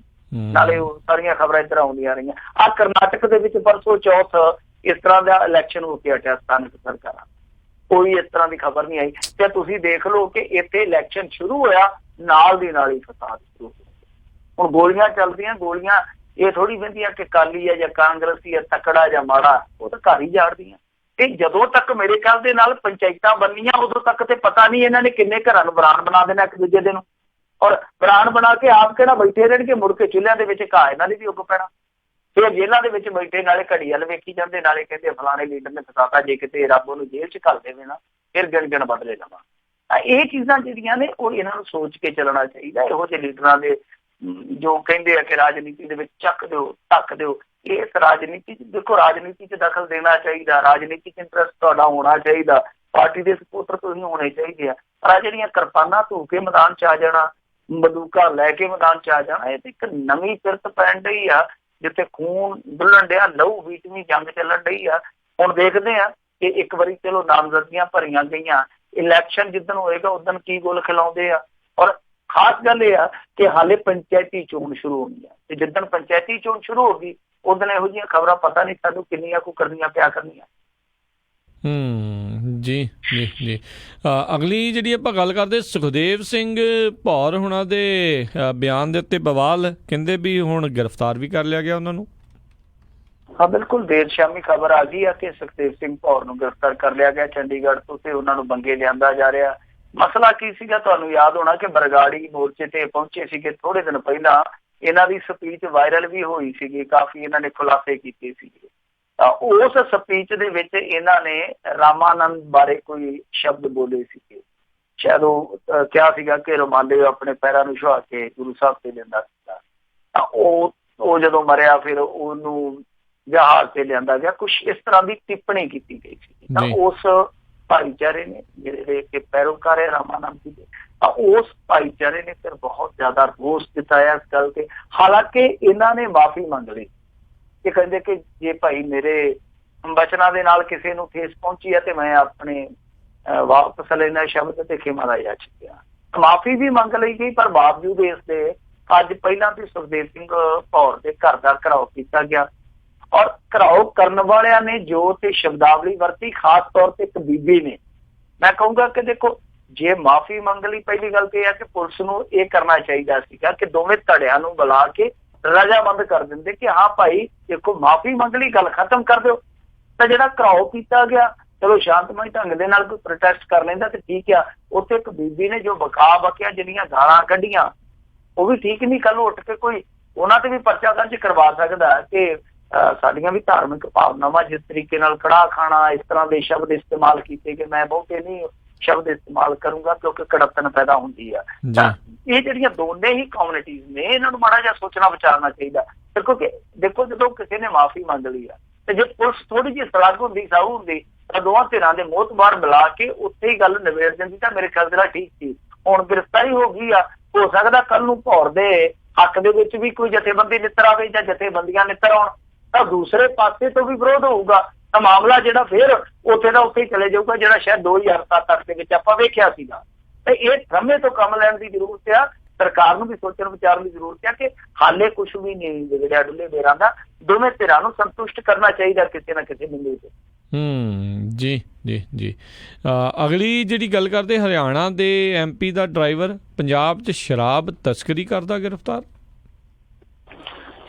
ਇਹ ਮੇਰੇ ਖਿਆਲ ਦੇ ਨਾਲ ਕੀਮਤ ਚੁਕਾਉਣ ਆ ਰਿਹਾ, ਮੁੱਲ ਚੁਕਾਉਣ ਆ ਰਿਹਾ ਸ਼ਾਨਦਾਰ। ਤੁਹਾਨੂੰ ਯਾਦ ਹੋਣਾ ਹਰਿਆਣੇ ਦੇ ਵਿੱਚ ਜਦੋਂ ਸ਼ਰਾਬਬੰਦੀ ਹੋ ਗਈ ਸੀ ਤੇ ਪੰਜਾਬ ਨੇ, ਕਿਉਂਕਿ ਪੰਜਾਬ ਵੱਡਾ ਭਰਾ, ਬੜੀ ਬਾਂਹ ਫੜੀ ਸੀਗੀ। ਉਦੋਂ ਗਾਣੇ ਵੀ ਆ ਗਏ ਸੀਗੇ, ਠੇਕੇ ਹੋ ਗਏ ਬੰਦ ਸ਼ਰਾਬੀ ਧੁੱਬਾ ਮਾਰਦੇ। ਤੇ ਉਹ ਕਹਿੰਦੇ ਕਿ ਕੋਈ ਗੱਲ ਨਹੀਂ, ਪੰਜਾਬ ਵਾਲੇ ਕਹਿੰਦੇ ਕਿ ਜਦੋਂ ਮਰਜ਼ੀ ਆ ਜਾਓ, ਬੂਹੇ ਖੁੱਲੇ ਨੇ ਛੋਟੇ ਯਾਰ ਦੇ। ਇੱਧਰਲੇ ਪਾਸੇ ਲਿਆਂ ਨੇ ਫਿਰ ਪੂਰੇ ਢਾਬੇ ਹਾਤੇ ਖੋਲ ਦਿੱਤੇ ਸੀਗੇ ਹੱਦ ਤੇ, ਕੋਈ ਗੱਲ ਨਹੀਂ। ਔਰ ਕਈਆਂ ਨੇ ਤੇ ਮੰਜੇ ਬਿਸਤਰੇ ਟਰਾਲੀ ਚ ਲੱਦ ਕੇ ਪੱਕੇ ਹੀ ਲੈ ਆਉਂਦੇ ਸੀ ਪੰਜਾਬ ਦੇ ਵਿੱਚ। ਉਹ 5ਵੇਂ 7ਵੇਂ ਦਿਨ ਲੀੜੇ ਧਵਾ ਲਿਆਉਂਦੇ ਸੀ, ਜਿਹੜੇ ਦਾਲ ਦੂਲ ਨਾਲ ਲਿਬੜ ਜਾਂਦੇ ਸੀਗੇ, ਰਹਿੰਦੇ ਪੰਜਾਬ ਚ ਸੀਗੇ। ਪੰਜਾਬ ਨੇ ਔਖੇ ਸਮੇਂ ਸਾਥ ਦਿੱਤਾ। ਤੇ ਹੁਣ ਪੰਜਾਬ ਦੇ ਵਿੱਚ ਦਾਰੂ ਹੋ ਗਈ ਮਹਿੰਗੀ। ਜੇ ਤੁਸੀਂ ਅੰਗਰੇਜ਼ੀ ਸ਼ਰਾਬ ਦਾ ਜੇ ਆਪਾਂ ਰੇਟ ਦੇਖੀਏ ਤੁਲਨਾਤਮਕ ਤੌਰ ਤੇ, ਜੋ 30-40% ਆ ਜਿਹੜਾ ਉਹ ਪੰਜਾਬ ਦੇ ਮੁਕਾਬਲੇ ਹਰਿਆਣੇ ਚ ਸਸਤਾ। ਹੁਣ ਪੰਜਾਬੀਆਂ ਨੂੰ ਜਦੋਂ ਮਹਿੰਗੀ ਲੈ ਕੇ ਪੀਣੀ ਪੈਂਦੀ ਆ, ਤੇ ਫਿਰ ਉਹ ਪੁਰਾਣਾ ਜਿਹੜਾ ਆਸਾਨ ਹੈ ਪੰਜਾਬੀਆਂ ਦਾ, ਸ਼ਾਇਦ ਉਹ ਲਾਉਣ ਆਉਂਦੇ ਪਏ ਇਹੋ ਜਿਹੇ ਲੋਕ। ਇਹ ਜਿਹੜਾ ਗ੍ਰਿਫਤਾਰ ਕੀਤਾ ਗਿਆ ਡਰਾਈਵਰ, ਇਹ ਸਧਾਰਨ ਨਹੀਂ ਹੈ। ਸੰਸਦ ਮੈਂਬਰ ਹੈ ਜਿਹੜਾ ਚਰਨਜੀਤ ਸਿੰਘ ਰੋੜੀ, ਉਹਦਾ ਡਰਾਈਵਰ ਆ। ਇਹ ਜਿਹੜਾ ਇੰਡੀਅਨ ਨੈਸ਼ਨਲ ਲੋਕ ਦਲ ਆ, ਇਹਨਾਂ ਨੂੰ ਜਿਹੜਾ ਕਿ ਪ੍ਰਕਾਸ਼ ਸਿੰਘ ਬਾਦਲ ਹੋਰਾਂ ਦੇ ਬਹੁਤ ਨਜ਼ਦੀਕੀਆਂ ਦਾ, ਚੁਟਾਲਿਆਂ ਦਾ, ਉਹਨਾਂ ਦੇ ਜਿਹੜੇ ਮੈਂਬਰ ਪਾਰਲੀਮੈਂਟ ਹੈ ਚਰਨਜੀਤ ਸਿੰਘ ਰੋੜੀ, ਇਹਦਾ ਡਰਾਈਵਰ ਸੀਗਾ। ਤੇ ਇਹਨਾਂ ਕੋਲ 44 ਬਕਸੇ ਜਿਹੜੇ ਆ ਉਹ ਸ਼ਰਾਬ ਦੇ ਬਰਾਮਦ ਹੋਏ ਆ। ਤੇ ਮੈਂ ਤੁਹਾਨੂੰ ਜਿਵੇਂ ਦੱਸਿਆ ਕਿ ਜਿੱਦਾਂ ਬਠਿੰਡਾ ਹੋ ਗਿਆ, ਮੁਕਤਸਰ ਹੋ ਗਿਆ, ਮਾਨਸਾ ਹੋ ਗਿਆ, ਕੁਛ ਇਲਾਕਾ ਸੰਗਰੂਰ ਦਾ, ਇਹ ਜਿਹੜੀ ਬੈਠ ਲੱਗਦੀ ਆ ਹਰਿਆਣੇ ਦੇ ਨਾਲ, ਇੱਥੋਂ ਬੜੀ ਵੱਡੀ ਤਾਦਾਦ ਦੇ ਵਿੱਚ ਅੱਜ ਕੱਲ੍ਹ ਜਿਹੜੀ ਆ ਉਹ ਹਰਿਆਣੇ ਦੀ ਸ਼ਰਾਬ ਦੀ ਬਲੈਕ ਹੁੰਦੀ ਆ। ਸੋ ਇਹ ਜਿਹੜੀ ਸਮਗਲਿੰਗ ਹੁੰਦੀ ਆ, ਇਹਦੇ ਵਿੱਚ ਇਹਨਾਂ ਨੇ ਵੀ ਹੱਥ ਧੋਣੇ ਚਾਹੇ ਆ। ਇਹਨਾਂ ਨੇ ਵੀ ਆਖਿਆ ਕਿ ਚਲੋ ਵਗਦੀ ਨਦੀ ਦੇ ਵਿੱਚ ਆਪਾਂ ਵੀ ਹੱਥ ਧੋ ਲਈਏ। ਖੈਰ, ਇਹਨੂੰ ਗ੍ਰਿਫਤਾਰ ਕਰ ਲਿਆ ਗਿਆ। ਜਿਹੜਾ ਹੁਣ ਰੋੜੀ ਸਾਹਿਬ ਹੈ, ਉਹ ਤੇ ਕਹਿੰਦਾ ਕਿ ਜੀ 8 ਮਹੀਨਿਆਂ ਤੋਂ ਮੇਰਾ ਨਿੱਜੀ ਡਰਾਈਵਰ ਸੀਗਾ ਤੇ ਵੀਰਵਾਰ ਸ਼ਾਮ ਨੂੰ ਘਰੇ ਗਿਆ, ਤੇ ਪਰ ਇਹ ਅਗਾਂਹ ਕਿੱਧਰ ਨੂੰ ਨਿਕਲ ਗਿਆ ਮੈਨੂੰ ਨਹੀਂ ਪਤਾ, ਪਰ ਉਹ ਗਾਂ ਦੀ ਗਾਂ ਹੀ ਨਿਕਲ ਗਿਆ। ਵੈਸੇ ਇਕੱਲਾ ਇਹ ਨਹੀਂ ਫੜਿਆ, 2-3 ਦਿਨਾਂ ਚ ਜੇ ਆਪਾਂ ਵੇਖੀਏ, ਇੱਕ ਨਵਜੋਤ ਸਿੱਧੂ ਦਾ ਕਰੀਬੀ ਹੈ ਅੰਮ੍ਰਿਤਸਰ ਦੇ ਵਿੱਚ, ਉਹ ਫੜਿਆ ਗਿਆ ਸ਼ਰਾਬ ਦੇ ਨਾਲ। ਭਾਰਤੀ ਜਨਤਾ ਪਾਰਟੀ ਵਾਲਿਆਂ ਦਾ ਵੀ ਇੱਕ ਫੜਿਆ ਗਿਆ। ਇਹ ਬਾਅਦ ਦੇ ਵਿੱਚ ਕਹਿੰਦੇ ਨਾ ਜੀ ਉਹ ਸਾਡਾ ਕੋਈ ਲਾਗਾ ਦੇਗਾ ਨਹੀਂ ਹੈ। ਪਰ ਸ਼ਰਾਬ ਦੇ ਨਾਲ ਬੰਦਿਆਂ ਦਾ ਫੜਿਆ ਜਾਣਾ ਜਿਹੜਾ, ਔਰ ਬੜੀ ਵੱਡੇ ਗਿਣਤੀ ਦੇ ਵਿੱਚ, ਮੇਰੇ ਖਿਆਲ ਦੇ ਨਾਲ ਟ੍ਰਿਬਿਊਨ ਚ ਰਿਪੋਰਟ ਵੀ ਲੱਗੀ ਸੀਗੀ ਤੇ ਪਤਾ ਨਹੀਂ ਕਿੰਨੇ ਹਜ਼ਾਰ ਕੇਸ ਜਿਹੜੇ ਆ ਉਹ 1 ਸਾਲ ਦੇ ਵਿੱਚ ਰਜਿਸਟਰਡ ਹੋਏ ਆ। ਤਾਂ ਉਹਦਾ ਮਤਲਬ ਇਹੋ ਹੀ ਨਿਕਲਦਾ ਹੈ ਕਿ ਜਿੱਥੋਂ ਸ਼ਰਾਬ ਸਸਤੀ ਹੈ, ਚਾਹੇ ਉਹ ਚੰਡੀਗੜ੍ਹ ਹੋਵੇ, ਚਾਹੇ ਹਿਮਾਚਲ ਹੋਵੇ, ਚਾਹੇ ਹਰਿਆਣਾ, ਜਿੱਥੇ ਵੀ ਸ਼ਰਾਬ ਸਸਤੀ ਹੈ, ਰਾਜਸਥਾਨ ਚ ਵੀ ਸਸਤੀ ਆ। ਤਾਂ ਜਿਹੜੀ ਸਟੇਟ ਚ ਵੀ ਸ਼ਰਾਬ ਸਸਤੀ ਹੋਊਗੀ, ਉੱਥੋਂ ਫਿਰ ਬਲੈਕ ਹੋ ਕੇ ਜਾਂ ਸਮਗਲ ਹੋ ਕੇ ਜਿਹੜੀ ਸ਼ਰਾਬ ਆ ਉਹ ਪੰਜਾਬ ਦੇ ਵਿੱਚ ਆਉਂਦੀ ਆ ਤੇ ਵਿਕਦੀ ਆ। ਔਰ ਇੱਥੇ ਬਹੁਤ ਵੱਡੇ ਠੇਕੇਦਾਰ ਅਸੀਂ ਵੇਖੇ ਜਿਹੜੇ ਅੱਜ ਕੱਲ੍ਹ ਬਣੇ ਫਿਰਦੇ ਆ, ਕਿਸੇ ਸਮੇਂ ਉਹ ਵੀ ਇਸ ਤਰ੍ਹਾਂ ਲਿਆ ਕੇ ਪਊਆ ਸ਼ਰਾਬ ਦਾ ਰਾਜਸਥਾਨ ਤੇ ਹਰਿਆਣੇ ਚ ਵੇਚਿਆ ਕਰਦੇ। ਜੀ ਜੀ ਜੀ। ਅਗਲੀ ਜਿਹੜੀ ਆਪਾਂ ਮਿੰਟੂ ਜੀ ਗੱਲ ਕਰਦੇ, ਕਹਿੰਦੇ ਪੰਜਾਬ ਪੁਲਿਸ ਦੇ ਮੋਟਾਪੇ ਤੇ ਮੋਦੀ ਨੂੰ ਪੱਤਰ। ਉਹਨਾਂ ਨੂੰ ਪਤਾ ਕਿ ਜੇ ਪੰਜਾਬ ਪੁਲਿਸ ਦੇ ਮੋਟਾਪੇ ਦੀ ਸ਼ਿਕਾਇਤ ਪੰਜਾਬ ਪੁਲਿਸ ਨੂੰ ਕੀਤੀ ਤੇ ਸੁਣਨੀ ਕਿੰਨੇ ਹੈ, ਇਸ ਕਰਕੇ ਮੋਟਾਪੇ ਦੀ ਸ਼ਿਕਾਇਤ ਮੋਦੀ ਸਾਹਿਬ ਨੂੰ ਕੀਤੀ ਜਾਵੇ। ਅਰੇ ਮੁਕਤਸਰ ਦਾ ਆਇਆ ਕੋਈ ਨੌਜਵਾਨ ਜਿਹਨੇ ਮੋਦੀ ਨੂੰ ਪੱਤਰ ਲਿਖਿਆ, ਉਹ ਕਹਿੰਦਾ ਕਿ ਦੇਖੋ ਜਦੋਂ ਤੁਸੀਂ ਇਹਨਾਂ ਨੂੰ ਭਰਤੀ ਕਰਦੇ ਹੋ ਤਾਂ ਇਹਨਾਂ ਦਾ ਇੱਕ ਫਿਜ਼ੀਕਲ ਟੈਸਟ ਹੁੰਦਾ, ਤਾਂ ਫਿਜ਼ੀਕਲ ਟੈਸਟ ਤੇ ਠੀਕ ਕਰ ਲੈਂਦੇ ਆ ਤੇ ਬਹੁਤ ਵਧੀਆ ਲੱਗਦੇ, ਦਰਸ਼ਨੀ ਜਵਾਨ ਲੱਗਦੇ ਆ। ਪਰ ਪਤਾ ਨਹੀਂ ਸਾਲ 1.5 ਸਾਲ ਬਾਅਦ ਕੀ ਖਾਂਦੇ ਕੀ ਪੀਂਦੇ ਆ, ਸਾਲ 1.5 ਸਾਲ ਬਾਅਦ ਢਲਕ ਜੇ ਜਾਂਦੇ ਆ ਤੇ ਬਾਅਦ ਚ ਫਿਰ ਇਹ ਨਠੱਲੇ ਵੀ ਹੋ ਜਾਂਦੇ ਆ, ਸਰੀਰ ਇਹਨਾਂ ਦੇ ਢੰਗੇ ਜਿਹੇ ਹੋ ਜਾਂਦੇ ਆ। ਉਹ ਕਹਿੰਦੇ ਆ ਕਿ ਇਸ ਤਰ੍ਹਾਂ ਦਾ ਜਿਹੜਾ ਟੈਸਟ ਹੈ ਤੁਸੀਂ ਕਿਉਂ ਨਹੀਂ 6 ਮਹੀਨੇ ਦੇ 6 ਮਹੀਨੇ ਕਰ ਦਿੰਦੇ ਕਿ ਭਾਈ 6 ਮਹੀਨੇ ਬਾਅਦ ਤੁਹਾਨੂੰ ਫੇਰ ਟੈਸਟ ਦੇਣਾ ਪਊਗਾ। ਸੋ ਉਹ ਪੱਤਰ ਜਿਹੜਾ ਪ੍ਰਧਾਨ ਮੰਤਰੀ ਦੇ ਦਫ਼ਤਰ 'ਚ ਪਹੁੰਚ ਗਿਆ ਤੇ ਦੱਸਦੇ ਆ ਕਿ ਮੁਕਤਸਰ ਦੇ DSP ਨੇ ਸੱਦਿਆ ਸੀਗਾ ਉਸ ਨੌਜਵਾਨ ਨੂੰ, ਤੇ ਉਹ DSP ਸਾਹਿਬ ਆ ਜਿਹੜੇ ਉਹ ਕਹਿੰਦੇ ਆ ਕਿ ਦੇਖੋ ਜੀ ਮੋਟਾਪਾ ਆ ਜਾਂਦਾ, ਹੁਣ ਕੀ ਕਰੀਏ, ਮੋਟਾਪੇ ਤੇ ਕੋਈ ਜ਼ੋਰ ਨਹੀਂ ਹੈ, ਜਿਵੇਂ ਜਵਾਨੀ ਤੇ ਕੋਈ ਜ਼ੋਰ ਨਹੀਂ, ਉਹ ਕਹਿੰਦੇ ਮੋਟਾਪੇ ਤੇ ਕਿਹੜਾ ਜ਼ੋਰ ਆ ਹੀ ਜਾਂਦਾ, ਹੁਣ ਕੀ ਕਰੀਏ। ਖੈਰ ਗੱਲਬਾਤ ਚੱਲਦੀ ਪਈ ਆ। ਵੈਸੇ ਉਹਨੇ ਮੁੱਦਾ ਤੇ ਮੁੰਡੇ ਨੇ ਠੀਕ ਚੁੱਕਿਆ, ਇਹਦੇ 'ਚ ਕੋਈ ਸ਼ੱਕ ਨਹੀਂ, ਕੋਈ ਦੋ ਰਾਏ ਨਹੀਂ ਹੈ ਕਿ ਜੋ ਇਹਨਾਂ ਦੀ ਫਿਟਨੈਸ ਦਾ ਲੈਵਲ ਆ, ਪੰਜਾਬ ਪੁਲਿਸ ਵਾਲਿਆਂ ਦਾ ਫਿਟਨੈਸ ਲੈਵਲ ਆ, ਉਹ ਬਹੁਤ ਥੱਲੇ ਆ ਔਰ ਇਹਨੂੰ ਠੀਕ ਕਰਨ ਦੀ ਜ਼ਰੂਰਤ ਹੈ। ਪਰ ਇਹਦੇ 'ਚ ਇੱਕ ਚੀਜ਼ ਹੋਰ ਵੀ ਵੇਖਣ ਵਾਲੀ ਆ ਕਿ ਇਹਨਾਂ ਦੀ ਡਿਊਟੀ ਦਾ ਕੋਈ ਨਿਯਮਿਤ ਸਮਾਂ ਨਹੀਂ, ਕੋਈ ਨਿਸ਼ਚਿਤ ਸਮਾਂ ਨਹੀਂ ਹੈਗਾ। ਫਿਰ ਦੂਜੀ ਚੀਜ਼ ਹੈ ਖਾਣ ਪਾਣ ਦਾ ਵੀ ਕੋਈ ਇਹਨਾਂ ਦਾ ਉਹ ਹੈ ਨਹੀਂਗਾ, ਪ੍ਰੋਪਰ ਕੋਈ ਢੰਗ ਰੰਗ ਨਹੀਂ ਹੈ। ਉਹ ਇਹ ਚੀਜ਼ਾਂ ਜਿਹੜੀਆਂ ਉਹ ਵੇਖਣ ਵਾਲੀਆਂ ਵਿਚਾਰਨ ਵਾਲੀਆਂ ਨੇ ਕਿ ਇਹਨਾਂ ਨੂੰ ਜੇ ਆਪਾਂ ਸਮਾਂਬੱਧ ਡਿਊਟੀ ਦਈਏ ਜਾਂ ਇਹਨਾਂ ਨੂੰ ਵਿੱਚੋਂ ਛੁੱਟੀ ਦਿੱਤੀ ਜਾਵੇ ਜਾਂ ਕੋਈ ਐਕਸਰਸਾਈਜ਼ ਦਾ ਰੈਗੂਲਰ ਕੋਈ ਪ੍ਰੋਗਰਾਮ ਹੋਵੇ, ਇਹ ਚੀਜ਼ਾਂ ਹੋਣ ਤੇ ਤਾਂ ਠੀਕ ਹੋਊਗਾ ਕੰਮ।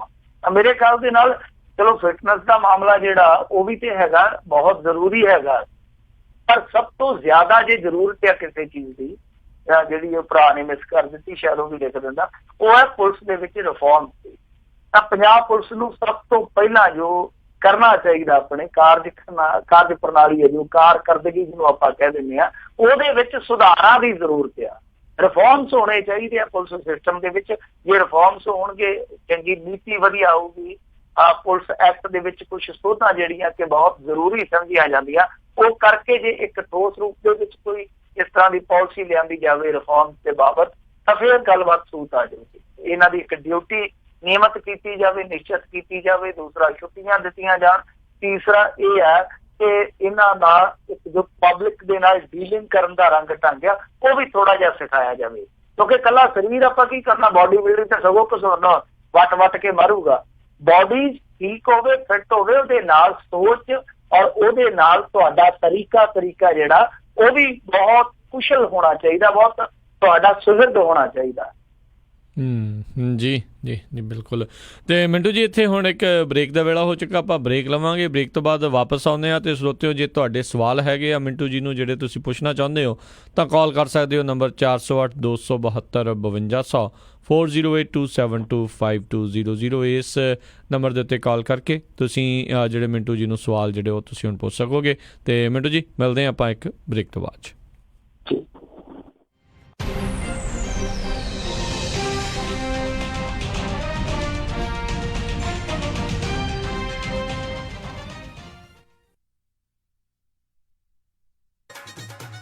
ਉਹ ਜੈਸਮੀਨ ਦੀ ਮੰਗਣੀ ਤਾਂ ਹੋ ਗਈ, ਹੁਣ ਜੀ ਕਰਦਾ ਪਰੀਆਂ ਵਾਂਗ ਵਿਆਹ ਕਰਾਂ ਆਪਣੀ ਧੀ ਦਾ। ਓਹੋ ਜੀ, ਫਿਕਰ ਨਾ ਕਰੋ, ਤੁਹਾਡੀ ਪਰੀ ਦੇ ਸਾਰੇ ਚਾਅ ਪੂਰੇ ਕਰਾਂਗੇ। ਸੈਕਰਾਮੈਂਟੋ 'ਚ ਹੁਣ ਖੁੱਲ ਗਿਆ ਗ੍ਰੈਂਡ ਪਵੇਲੀਅਨ ਬੈਂਕੁਏਟ ਹਾਲ। 1000 ਤੋਂ ਵੱਧ ਗੈਸਟ ਦੀ ਕੈਪੈਸਿਟੀ ਤੇ 300 ਪੈਟੀਓ ਵਾਲਾ ਹਾਲ ਹੈ ਇੱਥੇ। ਓਏ ਵਾਹ! ਐ ਹੀ ਨਹੀਂ, ਇੱਥੇ ਮੰਡਪ ਦਾ ਵੀ ਖਾਸ ਪ੍ਰਬੰਧ ਹੈ। ਮੁੰਡੇ ਕੁੜੀ ਦੇ ਤਿਆਰ ਹੋਣ ਲਈ ਵਧੀਆ ਖੁੱਲੇ ਡੁੱਲੇ ਰੂਮ। ਜੋੜੀ ਦੀ ਐਂਟਰੀ ਸਪੈਸ਼ਲ ਪੌੜੀਆਂ ਤੋਂ ਹੁੰਦੀ ਹੈ, ਪਰੀ ਕਹਾਣੀਆਂ ਵਾਂਗ। ਬਿਲਕੁਲ ਨਵਾਂ ਸਜਿਆ ਹਾਲ। ਨਾਲ ਹੀ ਦੂਜੇ ਹਾਲ 'ਚ ਜਾਗੋ ਜਾਂ ਪਾਰਟੀ ਵੀ ਕਰ ਸਕਦੇ ਹੋ। 300 ਮਹਿਮਾਨਾਂ ਦੇ ਬੈਠਣ ਦਾ ਖਾਸ ਪ੍ਰਬੰਧ। ਵਧੀਆ ਸਵਾਦ ਖਾਣਾ ਪੂਜਾ ਇੰਡੀਅਨ ਗ੍ਰਿਲ ਵੱਲੋਂ। ਤੇ ਪਾਰਕਿੰਗ? ਉਹਦੀ ਤਾਂ ਟੈਨਸ਼ਨ ਹੀ ਨਾ ਲਓ, ਵਧੀਆ ਖੁੱਲੀ ਡੁੱਲੀ ਪਾਰਕਿੰਗ। ਬਸ ਛੇਤੀ ਕਾਲ ਕਰੋ ਤੇ ਅੱਜ ਹੀ ਬੁੱਕ ਕਰਾਓ। ਗ੍ਰੈਂਡ ਪਵੇਲੀਅਨ ਬੈਂਕੁਏਟ ਹਾਲ, 26 ਮੈਸੀ ਕੋਰਟ, ਸੈਕਰਾਮੈਂਟੋ। ਫੋਨ 9166730782 ਤੇ 9163963853। ਯਾਦ ਹੈ ਨਾ? ਗ੍ਰੈਂਡ ਪਵੇਲੀਅਨ ਬੈਂਕੁਏਟ ਹਾਲ, ਸੈਕਰਾਮੈਂਟੋ।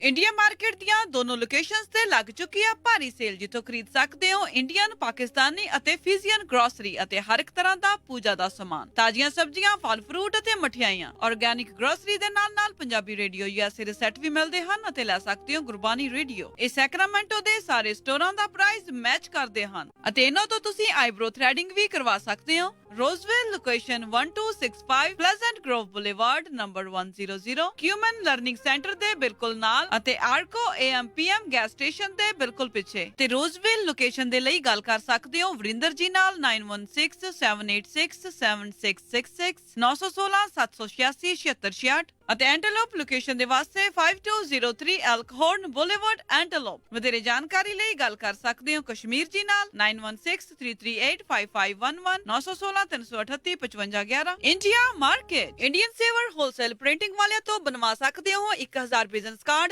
ਸਿਰਫ ਹੀ $45 ਵਿੱਚ। Outdoor banner $699 per square feet. Banner with stand ਸਿਰਫ $135 ਵਿੱਚ। 10 ਬਾਈ 10 ਦਾ event tent with hardware and fabric ਤੁਹਾਡੇ ਲੋਗੋ ਅਤੇ ਐਡ ਦੇ ਨਾਲ ਸਿਰਫ ਹੀ $1399 ਵਿੱਚ। Flyer, brochure, post card, poster, presentation folder, hang tags, envelopes, roll label, sticker ਅਤੇ ਇਹ ਐਵਰੀ ਡੋਰ ਡਾਇਰੈਕਟ ਮੇਲ ਦੀ ਸਰਵਿਸ ਵੀ ਦਿੰਦੇ ਹਨ। 9165255476 916 525 5476। Indian saver wholesale printing press. Elk Grove ਇਲਾਕੇ ਦੇ ਵਿੱਚ first choice pizza and curry Indian restaurant. ਇਥੋਂ ਤੁਸੀਂ ਲੈ ਸਕਦੇ ਹੋ ਹਰ ਤਰ੍ਹਾਂ ਦੇ ਵੈਜ ਨੌਨ ਵੈਜ ਪੀਜ਼ੇ। ਇਹਨਾਂ ਕੋਲੋਂ ਮੈਰੀਨੇਟਡ ਚਿਕਨ ਵੀ ਮਿਲਦਾ ਹੈ। ਇਸ ਵੇਲੇ ਇਹਨਾਂ ਦਾ ਵਿਸ਼ੇਸ਼ ਆਫਰ, ਇੱਕ ਐਕਸਟਰਾ ਲਾਰਜ ਪੀਜ਼ਾ ਲੈਣ ਤੇ ਦੂਸਰੇ ਐਕਸਟਰਾ ਲਾਰਜ ਪੀਜ਼ੇ ਤੇ 50% ਆਫ। ਪੀਜ਼ਾ ਆਰਡਰ ਕਰਨ ਲਈ call 916 478 4444 9164784444। Address 9308 Elk Grove boulevard, Elk Grove. First choice pizza and curry Indian restaurant. ਕੀ ਤੁਸੀਂ ਵੀ ਡਾਈਟ ਅਤੇ ਐਕਸਰਸਾਈਜ਼ ਕਰਕੇ ਅੱਕ ਚੁੱਕੇ ਹੋ ਤੇ ਤੁਹਾਡਾ ਭਾਰ ਨਹੀਂ ਘਟ ਰਿਹਾ? ਘਬਰਾਉਣ ਦੀ ਬਿਲਕੁਲ ਵੀ ਜ਼ਰੂਰਤ ਨਹੀਂ। ਤੁਹਾਡੇ ਕੋਲ ਪਹੁੰਚ ਰਹੇ ਨੇ doctor GS Jammu free weight loss surgery awareness seminar ਲੈ ਕੇ। ਸੈਕਰਾਮੈਂਟੋ ਦੇ ਵਿੱਚ 17 ਸਤੰਬਰ ਨੂੰ ਸ਼ਾਮੀ 6 ਵਜੇ ਤੋਂ ਰਾਤੀ 8 ਵਜੇ ਤੱਕ 4 ਪੁਆਇੰਟਸ ਬਾਈ ਸ਼ੈਰਟਨ ਸੈਕਰਾਮੈਂਟੋ ਵਿਖੇ, ਜੋ ਕਿ ਬੈਰੀਐਟ੍ਰਿਕ ਸਰਜਰੀ ਬਾਰੇ ਤੁਹਾਨੂੰ ਜਾਣਕਾਰੀ ਦੇਣਗੇ। ਇਸ ਸਰਜਰੀ ਦੇ ਨਾਲ ਤੁਸੀਂ ਆਪਣਾ ਭਾਰ ਵੀ ਘਟਾ ਸਕਦੇ ਹੋ ਅਤੇ ਇਸ ਦੇ ਨਾਲ ਹਾਈ ਬਲੱਡ ਪ੍ਰੈਸ਼ਰ, ਜੋੜਾਂ ਦਾ ਦਰਦ, ਡਾਇਬੀਟੀਜ਼ ਅਤੇ ਹਾਈ ਕੋਲੇਸਟ੍ਰੋਲ ਤੋਂ ਵੀ ਛੁਟਕਾਰਾ ਪਾ ਸਕਦੇ। ਅਤੇ ਇਹਨਾਂ ਸੈਮੀਨਾਰਸ ਤੇ ਤੁਸੀਂ ਮਿਲ ਸਕੋਗੇ ਉਹਨਾਂ ਵੀਰਾਂ ਭੈਣਾਂ ਨੂੰ ਜਿਨ੍ਹਾਂ ਨੇ ਬੈਰੀਐਟ੍ਰਿਕ ਸਰਜਰੀ ਕਰਵਾਈ ਹੈ ਅਤੇ ਲਾਭ ਪ੍ਰਾਪਤ ਕੀਤਾ ਹੈ। ਇਹਨਾਂ ਸੈਮੀਨਾਰਸ ਨੂੰ ਅਟੈਂਡ ਕਰਨ ਵਾਸਤੇ ਫ੍ਰੀ ਰਜਿਸਟ੍ਰੇਸ਼ਨ ਲਈ ਗੱਲ ਕਰ ਸਕਦੇ ਹੋ ਜਾਂ ਫਿਰ WhatsApp ਕਰ ਸਕਦੇ ਹੋ ਕੈਨੇਡਾ ਦੇ ਨੰਬਰ ਤੇ ਕਿਰਨ ਰਾਏ 905 791 7777 9057917777 ਜਾਂ ਫਿਰ ਵਿਜ਼ਿਟ ਕਰ ਸਕਦੇ ਹੋ www.jammuhospital.com ਤੇ। ਇਹ ਹੈ Punjabi radio USA। Truck drivers ਧਿਆਨ ਦੇਣ, ਜੇਕਰ ਤੁਸੀਂ ਵਧੀਆ ਡਾਲਰ ਕਮਾਉਣਾ ਚਾਹੁੰਦੇ ਹੋ ਤਾਂ ਨੰਬਰ ਨੋਟ ਕਰਨ ਲਈ ਪੈਨ ਤਿਆਰ ਰੱਖੋ। ਆਕਸਨਰਡ ਬੇਸ ਆਕਾਰ INC ਵਾਲਿਆਂ ਨੂੰ ਇਸ ਮੌਕੇ ਸੋਲੋ ਅਤੇ ਟੀਮ ਡਰਾਈਵਰਜ਼ ਦੀ ਜ਼ਰੂਰਤ ਹੈ। ਸੋਲੋ ਡਰਾਈਵਰਜ਼ ਨੂੰ 60 ਸੈਂਟ ਪਰ mile plus incentive, team drivers ਨੂੰ 70 ਸੈਂਟ।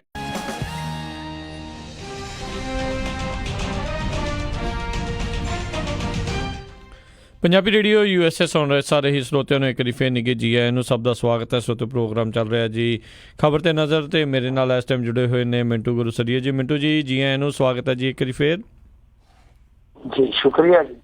ਜੀ ਤੇ ਸਰੋਤਿਓ, ਤੁਸੀਂ ਵੀ ਜੇ ਸਵਾਲ ਪੁੱਛਣਾ ਚਾਹੁੰਦੇ ਹੋ ਮਿੰਟੂ ਜੀ ਨੂੰ, ਫੋਨ ਲਾਈਨਸ ਓਪਨ ਨੇ। ਫੋਨ ਕਰਨ ਦੇ ਲਈ, ਕਾਲ ਕਰਨ ਦੇ ਲਈ ਨੰਬਰ ਹੈਗਾ ਜੀ 408 272 5200 4082725200 ਦੇ ਉੱਤੇ ਕਾਲ ਕਰਕੇ ਤੁਸੀਂ ਮਿੰਟੂ ਜੀ ਨੂੰ ਜਿਹੜਾ ਸਵਾਲ ਆ ਉਹ ਤੁਸੀਂ ਪੁੱਛ ਸਕਦੇ ਹੋ, ਜਿਹੜਾ ਵੀ ਪੰਜਾਬ ਜਾਂ ਭਾਰਤ ਦੀ ਰਾਜਨੀਤੀ ਦੇ ਨਾਲ ਸੰਬੰਧਿਤ ਆ।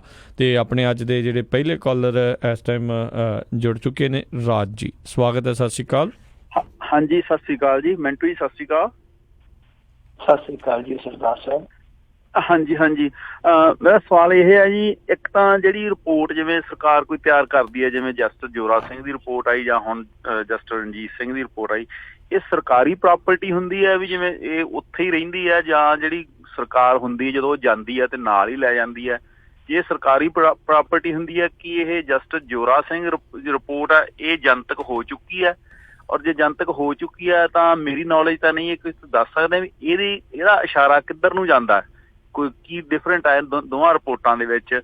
ਤੇ ਦੂਜਾ ਮੇਰਾ ਸਵਾਲ ਇਹ ਹੈ ਜੀ ਕਿ ਜਿਸ ਤਰ੍ਹਾਂ ਦਾ ਦਬਾਅ ਐਰਕੀ ਬਣਿਆ ਹੋਇਆ ਸਰਕਾਰ ਦੇ ਉੱਤੇ, ਜੇ ਇਹ ਦੋ ਪਾਰਟੀਆਂ ਹੁੰਦੀਆਂ ਤਾਂ ਸ਼ਾਇਦ ਇਸ ਤਰ੍ਹਾਂ ਦਾ ਦਬਾਅ ਨਾ ਹੁੰਦਾ। ਤੇ ਮੈਂ ਆਪਦੀ ਜ਼ਿੰਦਗੀ 'ਚ ਪਹਿਲੀ ਵਾਰ ਵੇਖਿਆ ਵੀ ਇਹ ਜਿਹੜੀ ਇਸ ਤਰ੍ਹਾਂ ਕੋਈ ਰਿਪੋਰਟ ਵਿਧਾਨ ਸਭਾ ਦੇ ਵਿੱਚ ਜਨਤਕ ਕੀਤੀ ਗਈ ਹੋਵੇ ਤੇ ਉੱਤੇ ਇਸ ਤਰ੍ਹਾਂ ਦੀ ਲਾਈਵ ਬਹਿਸ ਹੋਵੇ ਤੇ ਸਾਰੀ ਦੁਨੀਆ ਨੇ ਦੇਖੀ ਹੋਵੇ।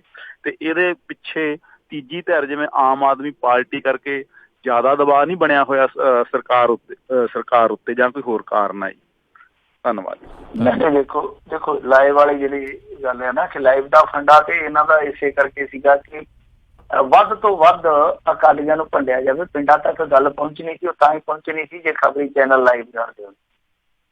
ਇਹ ਤੇ ਫੰਡਾ ਇਹ ਸੀਗਾ। ਠੀਕ ਹੈ, ਇਹ ਤੁਹਾਡੀ ਗੱਲ ਬਿਲਕੁਲ, ਮੈਂ ਉਸ ਚੀਜ਼ ਦੇ ਨਾਲ ਮੁਤਫਿਕ ਹਾਂ ਕਿ ਜਿਹੜੀ ਤੀਜੀ ਧਿਰ ਹੈ ਉਹਦਾ ਇੱਕ ਪ੍ਰੈਸ਼ਰ ਰਹਿੰਦਾ, ਇੱਕ ਵਾਧੂ ਉਹਦਾ ਦਬਾਅ ਰਹਿੰਦਾ, ਔਰ ਇਹ ਤੀਜੀ ਧਿਰ ਰਹਿਣੀ ਵੀ ਚਾਹੀਦੀ ਹੈ ਚਾਹੇ ਕਿਸੇ ਦੀ ਵੀ ਹੋਵੇ। ਖੈਰ, ਦੂਜੀ ਚੀਜ਼ ਜਿਹੜੀ ਤੁਸੀਂ ਕਮਿਸ਼ਨ ਦੀ ਕਹੀ ਹੈ, ਜਸਟਿਸ ਜੋਰਾ ਸਿੰਘ ਕਮਿਸ਼ਨ ਦੀ ਰਿਪੋਰਟ ਜਿਹੜੀ ਆ ਉਹ ਆਲਰੇਡੀ ਠੀਕ ਉਸੇ ਤਰ੍ਹਾਂ ਹੀ ਲੀਕ ਹੋ ਚੁੱਕੀ ਹੈ ਜਿਸ ਤਰੀਕੇ ਨਾਲ ਇਹ ਜਸਟਿਸ ਰਣਜੀਤ ਸਿੰਘ ਕਮਿਸ਼ਨ ਵਾਲੀ ਆਪਾਂ ਰਿਪੋਰਟ ਦੇਖੀ ਹੈ। ਉਹਦੇ ਅੰਸ਼ ਵੀ ਜਿਹੜੇ ਆ ਬਕਾਬ ਦੇ ਵਿੱਚ ਲੀਕ ਹੋ ਚੁੱਕੇ। ਉਹਦੇ ਵਿੱਚ ਇੱਕ ਚੀਜ਼ ਜਿਹੜੀ ਵੇਖਣ ਵਾਲੀ ਆ ਉਹ ਇਹ ਆ ਕਿ ਬਾਈਬਲ ਦੇ ਵਿੱਚ ਜਿਹੜੀਆਂ ਗੋਲੀਆਂ ਵੱਜੀਆਂ ਨੇ, ਜੋ ਮ੍ਰਿਤਕ ਦੇਹਾਂ 'ਚ ਗੋਲੀਆਂ ਕੱਢੀਆਂ ਗਈਆਂ, ਉਹਨੇ ਕਿਹਾ ਕਿ 1 ਗਜ਼ ਦੀ ਦੂਰੀ ਤੋਂ ਮਾਰੀਆਂ ਗਈਆਂ ਔਰ ਉੱਤੋਂ ਹੇਠਾਂ ਨੂੰ ਮਾਰੀਆਂ ਗਈਆਂ, ਭਾਵ ਖੜੇ ਬੰਦੇ ਨੇ ਬੈਠੇ ਨੂੰ। ਇਹ ਚੀਜ਼ ਦੇਖਣ ਵਾਲੀ ਸੀਗੀ। ਤਾਂ ਉਹਨਾਂ ਨੇ ਕੁਝ ਪੁਲਿਸ ਅਫਸਰ ਜਿਹੜੇ ਸੀਗੇ ਉਹ ਲਿਆਂਦੇ ਸੀਗੇ ਦਾਇਰੇ ਦੇ ਵਿੱਚ, ਉਹ ਕਮਿਸ਼ਨ ਜਿਹੜਾ ਸੀਗਾ ਉਹਨੂੰ ਰੱਦ ਕਰ ਦਿੱਤਾ। ਇਹ ਚਾਹੁੰਦੇ ਉਹਦੀ ਰਿਪੋਰਟ ਨੂੰ ਵੀ ਟੇਬਲ ਕਰ ਸਕਦੇ ਸੀਗੇ, ਜਨਤਕ ਕਰ ਸਕਦੇ ਸੀ, ਕਿਉਂਕਿ ਪ੍ਰਾਪਰਟੀ ਜੋ ਕਿ ਇਹ ਜਿਹੜੇ ਕਮਿਸ਼ਨ ਨੇ ਇਹ ਕੋਈ ਇਸ ਤਰ੍ਹਾਂ ਨਹੀਂ ਹੈਗਾ ਕਿ ਕੈਪਟਨ ਅਮਰਿੰਦਰ ਸਿੰਘ ਦਾ ਕੋਈ ਘਰ ਦਾ ਰੂਲ ਕਾਇਦਾ, ਮੋਤੀ ਮਹਿਲ ਦਾ ਕੋਈ ਰੂਲ ਕਾਇਦਾ ਨਹੀਂ ਹੈ। ਇੱਕ ਬਕਾਇਦਾ ਕਨਸਟੀਟਿਊਸ਼ਨਲ ਇੱਕ ਪ੍ਰਬੰਧ ਹੈ ਜਿਹਦੇ ਤਹਿਤ ਕਮਿਸ਼ਨ ਬਣਦੇ ਆ। ਤਾਂ ਇਹ ਕਮਿਸ਼ਨ ਜਿਹੜੇ ਆ ਇਹਨਾਂ ਦੇ ਕੋਲ ਪਾਵਰਾਂ ਹੁੰਦੀਆਂ, ਅਥਾਰਟੀਜ਼ ਹੁੰਦੀਆਂ, ਇਹਨਾਂ ਦੇ ਕੋਲ ਕੁਛ ਅਥਾਰਟੀਆਂ ਵੱਖਰੀਆਂ ਹੁੰਦੀਆਂ। ਤਾਂ ਉਹ ਜਿਹੜਾ ਕਮਿਸ਼ਨ ਸੀ ਉਹਨਾਂ ਨੇ ਰੱਦ ਕਰ ਦਿੱਤਾ ਸੀ, ਰੱਦ ਕਰਕੇ ਦੂਸਰਾ ਬਣਾਇਆ। ਜੇ ਰੱਦ ਨਾ ਕਰਦੇ ਤਾਂ ਉਹ ਰਿਪੋਰਟ ਵੀ ਟੇਬਲ ਕਰ ਸਕਦੇ, ਕੋਈ ਫਰਕ ਨਹੀਂ ਸੀ ਪੈਂਦਾ, ਉਹਨੂੰ ਜਨਤਕ ਵੀ ਕਰ ਸਕਦੇ ਸੀ। ਜੀ ਅਗਲੇ ਕਾਲਰ ਆਪਣੇ ਨਾਲ ਜੁੜੇ ਨੇ ਅਵਤਾਰ ਸਿੰਘ ਪੰਨੂ। ਸਤਿ ਸ਼੍ਰੀ ਅਕਾਲ ਜੀ। ਸਤਿ ਸ਼੍ਰੀ ਅਕਾਲ ਜੀ, ਦੋਵਾਂ ਭਰਾਵਾਂ ਨੂੰ ਸਤਿ ਸ਼੍ਰੀ ਅਕਾਲ, ਸਾਰੇ ਸੁਣਨ ਵਾਲਿਆਂ ਨੂੰ ਵੀ। ਮੇਰੀ ਬੇਨਤੀ ਹੈ ਮਿੰਟੂ ਜੀ ਨੂੰ ਕਿ ਇਹਨਾਂ ਕਿਹਾ ਕਿ ਭਾਰਤੀ ਜਨਤਾ ਪਾਰਟੀ ਦੀ ਰਾਸ਼ਟਰਵਾਦੀ ਸੋਚ ਹੈ ਤੇ ਇਹਦੇ ਨਾਲ ਮੈਂ ਮੁਤਫਿਕ ਨਹੀਂ ਹੋ ਸਕਿਆ। ਮੈਨੂੰ ਥੋੜਾ ਜਿਹਾ ਮੈਨੂੰ ਲੱਗਿਆ ਕਿ ਭਾਰਤੀ ਜਨਤਾ ਪਾਰਟੀ ਦੀ ਸੋਚ ਫਿਰਕਾ ਪ੍ਰਸਤੀ ਪੈਦਾ ਕਰਕੇ ਕੁਰਸੀ ਪ੍ਰਾਪਤ ਕਰਨ ਦੀ ਆ ਤੇ ਮੈਂ ਇਹਦੇ ਬਾਰੇ ਪੁੱਛਣਾ ਚਾਹੁੰਦਾ ਹਾਂ ਵੀ ਕੀ ਗੱਲ, ਮਤਲਬ ਮੈਂ ਕਿਤੇ ਗਲਤ ਤਾਂ ਨਹੀਂ ਸੋਚਦਾ। ਦੂਸਰੀ ਜਿਹੜਾ ਸਵਾਲ ਹੈ, ਇੱਥੋਂ ਮੇਰੇ ਇੱਕ ਬੜੇ ਸੱਜਣ ਸੁਰਜੀਤ ਸਿੰਘ ਜੀ ਝਬਾਲ ਤੋਂ ਇੰਡੀਆ ਗਏ ਤੇ ਉੱਥੇ ਉਹ ਸਕੂਟਰ ਤੇ ਜਾਣ ਡਏ ਸੀ ਤੇ ਇੱਕ ਬੰਦੇ ਨੇ ਮੋਟਰਸਾਈਕਲ ਮਾਰਤਾ। ਉਹ ਸੜਕ ਤੇ ਡਿੱਗਣ ਤੋਂ ਪਹਿਲਾਂ ਉਹਨਾਂ ਦੀ ਪੱਗ ਲੱਥ ਗਈ, ਸਿਰ ਸੜਕ ਤੇ ਵੱਜਾ ਕੇ ਉਹ ਐਕਸਪਾਇਰ ਹੋ ਗਏ। ਮੈਂ ਸਮਝਦਾ ਹੈ ਕਿ ਸਿੱਖਾਂ ਨੂੰ ਵੀ, ਮੇਰਾ ਖਿਆਲ ਹੈ ਜਿਹੜੇ ਪਗੜੀਧਾਰੀ ਵੀ ਆ ਉਹਨਾਂ ਨੂੰ ਵੀ ਠਾਠੀ ਬੰਨਣੀ ਚਾਹੀਦੀ ਆ ਪੱਗ ਦੇ ਨਾਲ, ਕਿਉਂਕਿ ਜਦੋਂ ਵੀ ਐਕਸੀਡੈਂਟ ਹੁੰਦਾ ਮੋਸਟਲੀ ਪੱਗ ਲੱਥ ਕੇ ਡਿੱਗ ਪੈਂਦੀ ਆ ਤੇ ਉਹਨਾਂ ਨੂੰ ਹੀ ਸੱਟ ਲੱਗਣ ਦੇ ਚਾਂਸ ਜ਼ਿਆਦਾ ਵੱਧ ਜਾਂਦੇ ਆ। ਤੇ ਬਾਕੀ ਜਿਹੜੇ ਅਕਾਲੀ ਜਾਂਦੇ ਬੀਬੀਆਂ ਨੂੰ ਜਿਹਨਾਂ ਦੇ ਮਗਰ ਕੋਰ ਲੱਗਾ ਉਹਨਾਂ ਨੂੰ ਨਹੀਂ ਹੈਲਮਟ ਪਾਉਣਾ ਚਾਹੀਦਾ, ਆਗਿਆ ਹੋਣੀ ਚਾਹੀਦੀ ਹੈ ਉਹਨਾਂ ਨੂੰ। ਮੈਂ ਸਮਝਦਾ ਹੈ ਵੀ ਇਹ ਆਪਣੀਆਂ ਜਿਹੜੀਆਂ ਬੀਬੀਆਂ ਨੇ ਉਹਨਾਂ ਦੇ ਸਿਰ ਟਰੱਕਾਂ ਥੱਲੇ ਦੇ ਕੇ ਵਿਖਾ ਦੇਣ ਵੀ ਉਹਨਾਂ ਨੂੰ ਵੇਖੋ ਬਿਲਕੁਲ ਕੁਝ ਨਹੀਂ ਹੁੰਦਾ, ਇਸ ਕਰਕੇ ਉਹਨਾਂ ਨੂੰ ਛੋਟ ਦੇ ਦਿਓ ਤੇ ਉਹ ਹਾਈ ਕੋਰਟ ਦੇ ਜੱਜਾਂ ਨੂੰ ਵਿਖਾ ਦੇਣ ਤੇ ਮੇਰਾ ਖਿਆਲ ਉਹਦੇ ਕੋਲ ਛੋਟ ਮਿਲ ਸਕਦੀ ਹੈ। ਹਾਂਜੀ, ਸਤਿ ਸ਼੍ਰੀ ਅਕਾਲ ਜੀ। ਸਵਾਲ ਤੇ ਤੁਹਾਡਾ ਕੋਈ ਨਹੀਂ ਸਰਦਾਰ ਸਾਹਿਬ, ਅਸਹਿਮਤੀ ਜ਼ਰੂਰ ਹੈ ਤੇ ਅਸਹਿਮਤੀ ਦਾ ਮੈਂ ਹਮੇਸ਼ਾ ਇਸਤਕਬਾਲ ਕਰਦਾ ਜਿਹੜੀ ਤੁਹਾਡੀ ਅਸਹਿਮਤੀ ਹੈ। ਪਰ ਦੇਖੋ ਉਹਨਾਂ ਦੀ ਸੋਚ ਫਿਰਕਾਨਾ ਉਹ ਸਾਰਿਆਂ ਨੂੰ ਪਤਾ, ਫਿਰਕਾ ਪ੍ਰਸਤੀ ਵਾਲੀ ਆ, ਨੋ ਡਾਊਟ। ਪਰ ਆਪਣੇ ਆਪ ਨੂੰ ਉਹ ਰਾਸ਼ਟਰਵਾਦੀ ਪੇਸ਼ ਕਰਦੇ। ਮੇਰੇ ਕਹਿਣ ਦਾ ਮਤਲਬ ਆ ਕਿ ਉਹ ਕੱਲ ਨੂੰ ਕਹਿ ਸਕਦੇ ਆ ਕਿ ਦੇਖੋ ਜੀ ਰਾਸ਼ਟਰ ਹਿੱਤ ਦੇ ਵਿੱਚ ਸਾਨੂੰ ਪਾਕਿਸਤਾਨ ਦੇ ਨਾਲ ਏਦਾਂ ਨਹੀਂ ਏਦਾਂ ਕਰਨਾ ਚਾਹੀਦਾ। ਜਿੱਦਾਂ ਕ੍ਰਿਕਟ ਦਾ ਮਸਲਾ, ਕ੍ਰਿਕਟ ਦੇ ਨਾਲ ਦੇਖੋ ਕੀ ਸੰਬੰਧ ਆ ਸਾਡੀ ਆਨ ਦਾ, ਬਾਣ ਦਾ, ਸ਼ਾਨ ਦਾ। ਕ੍ਰਿਕਟ ਨਹੀਂ ਖੇਡਦੇ, ਉਹਦਾ ਇੱਕ ਆਪਣਾ ਕੂਟਨੀਤਿਕ ਫੰਡਾ ਹੈ ਕਿ ਜੇ ਉਹ ਕ੍ਰਿਕਟ ਖੇਡਦੇ ਉਹਨਾਂ ਨੂੰ ਬਹੁਤ ਸਾਰਾ ਪੈਸਾ ਹੈ ਜਿਹੜਾ ਉਹ PCB ਵਾਲਿਆਂ ਨੂੰ ਵੀ ਮਿਲਦਾ, ਪਾਕਿਸਤਾਨ ਕ੍ਰਿਕਟ ਬੋਰਡ ਨੂੰ ਵੀ ਮਿਲਦਾ। ਤਾਂ ਨੁਕਸਾਨ ਵਾਸਤੇ ਇਹ ਸਾਰੀਆਂ ਚੀਜ਼ਾਂ ਕੀਤੀਆਂ ਜਾਂਦੀਆਂ। ਨੁਕਸਾਨ ਚਾਹੇ ਉਹ ਆਰਥਿਕਤਾ ਦਾ ਹੋਵੇ, ਚਾਹੇ ਵੋਟਾਂ ਦਾ ਹੋਵੇ, ਚਾਹੇ ਫਾਇਦਾ ਪੈਸੇ ਦਾ ਹੋਵੇ, ਚਾਹੇ ਵੋਟਾਂ ਦਾ ਹੋਵੇ, ਦੋਵੇਂ ਦੇਸ਼ਾਂ ਦੀ ਸਿਆਸਤ ਦੇਖਦੇ ਆ। ਤਾਂ ਇਹ ਚੀਜ਼ ਮੈਂ ਕਹੀ ਸੀਗੀ ਕਿ ਉਹ ਆਪਣੇ ਆਪ ਨੂੰ ਰਾਸ਼ਟਰ ਪ੍ਰਸਤ ਗਿਣਦੇ ਆ ਹਮੇਸ਼ਾ। ਉਹਨਾਂ ਨੇ ਉਸ ਲਹਿਜੇ ਦੇ ਨਾਲ, ਉਸ ਨੁਕਤੇ ਨਿਗਾਹ ਦੇ ਨਾਲ ਵੇਖ ਕੇ ਚੱਲਣਾ। ਅਸੀਂ ਜਜ਼ਬਾਤੀ ਐਨਕ ਨਾਲ ਦੇਖਦੇ ਹਾਂ, ਉਹਨਾਂ ਨੇ ਕੂਟਨੀਤਿਕ ਐਨਕ ਦੇ ਨਾਲ ਦੇਖਣਾ। ਜੇ ਚੀਜ਼ ਦੇ ਨਾਲ ਤੁਸੀਂ ਮੁਤਫਿਕ ਨਹੀਂ ਤੇ ਦੱਸ ਦਿਓ। ਜੀ ਤੇ ਸਰੋਤਿਓ ਤੁਸੀਂ ਵੀ ਕਾਲ ਕਰ ਸਕਦੇ ਹੋ, ਫੋਨ ਲਾਈਨਸ ਓਪਨ ਨੇ। ਨੰਬਰ ਹੈਗਾ ਜੀ 408 272 5200 4082725200। ਅਗਲੇ ਕਾਲਰ ਨੇ ਅਮਰੀਕ ਸਿੰਘ ਜੀ। ਸਤਿ ਸ਼੍ਰੀ ਅਕਾਲ। ਸਤਿ ਸ਼੍ਰੀ ਅਕਾਲ ਜੀ ਮਿੰਟੂ ਜੀ ਤੇ ਰਾਜਕਰ ਜੀ। ਸਤਿ ਸ਼੍ਰੀ ਅਕਾਲ ਜੀ। ਸਤਿ ਸ਼੍ਰੀ ਅਕਾਲ ਜੀ। ਸਵਾਲ ਤਾਂ ਇੱਕ ਹੈ ਜੀ ਮਿੰਟੂ ਜੀ, ਭਾਈ ਪੰਜਾਬ ਦੇ ਸਾਬਕਾ ਸੂਚਨਾ ਕਮਿਸ਼ਨਰ ਜਿਹੜੇ ਰਿਟਾਇਰ ਹੋਏ ਹੈਰੀਮਾਨ ਜੀ, ਉਹਨਾਂ ਨੇ ਪ੍ਰੈਸ ਕਾਨਫਰੰਸ ਕੀਤੀ ਸੁਖਵੀਰ ਦੇ, ਦੱਸਿਆ ਸੀ ਬਈ ਬਾਈਬਲ ਕਲਾ ਗੋਲੀ ਕਾਂਡ ਬਾਰੇ। ਉਹਦੇ ਬਾਰੇ ਥੋੜੀ ਜਾਣਕਾਰੀ ਪਾਓ ਵਿਸਥਾਰ ਦੇ ਨਾਲ।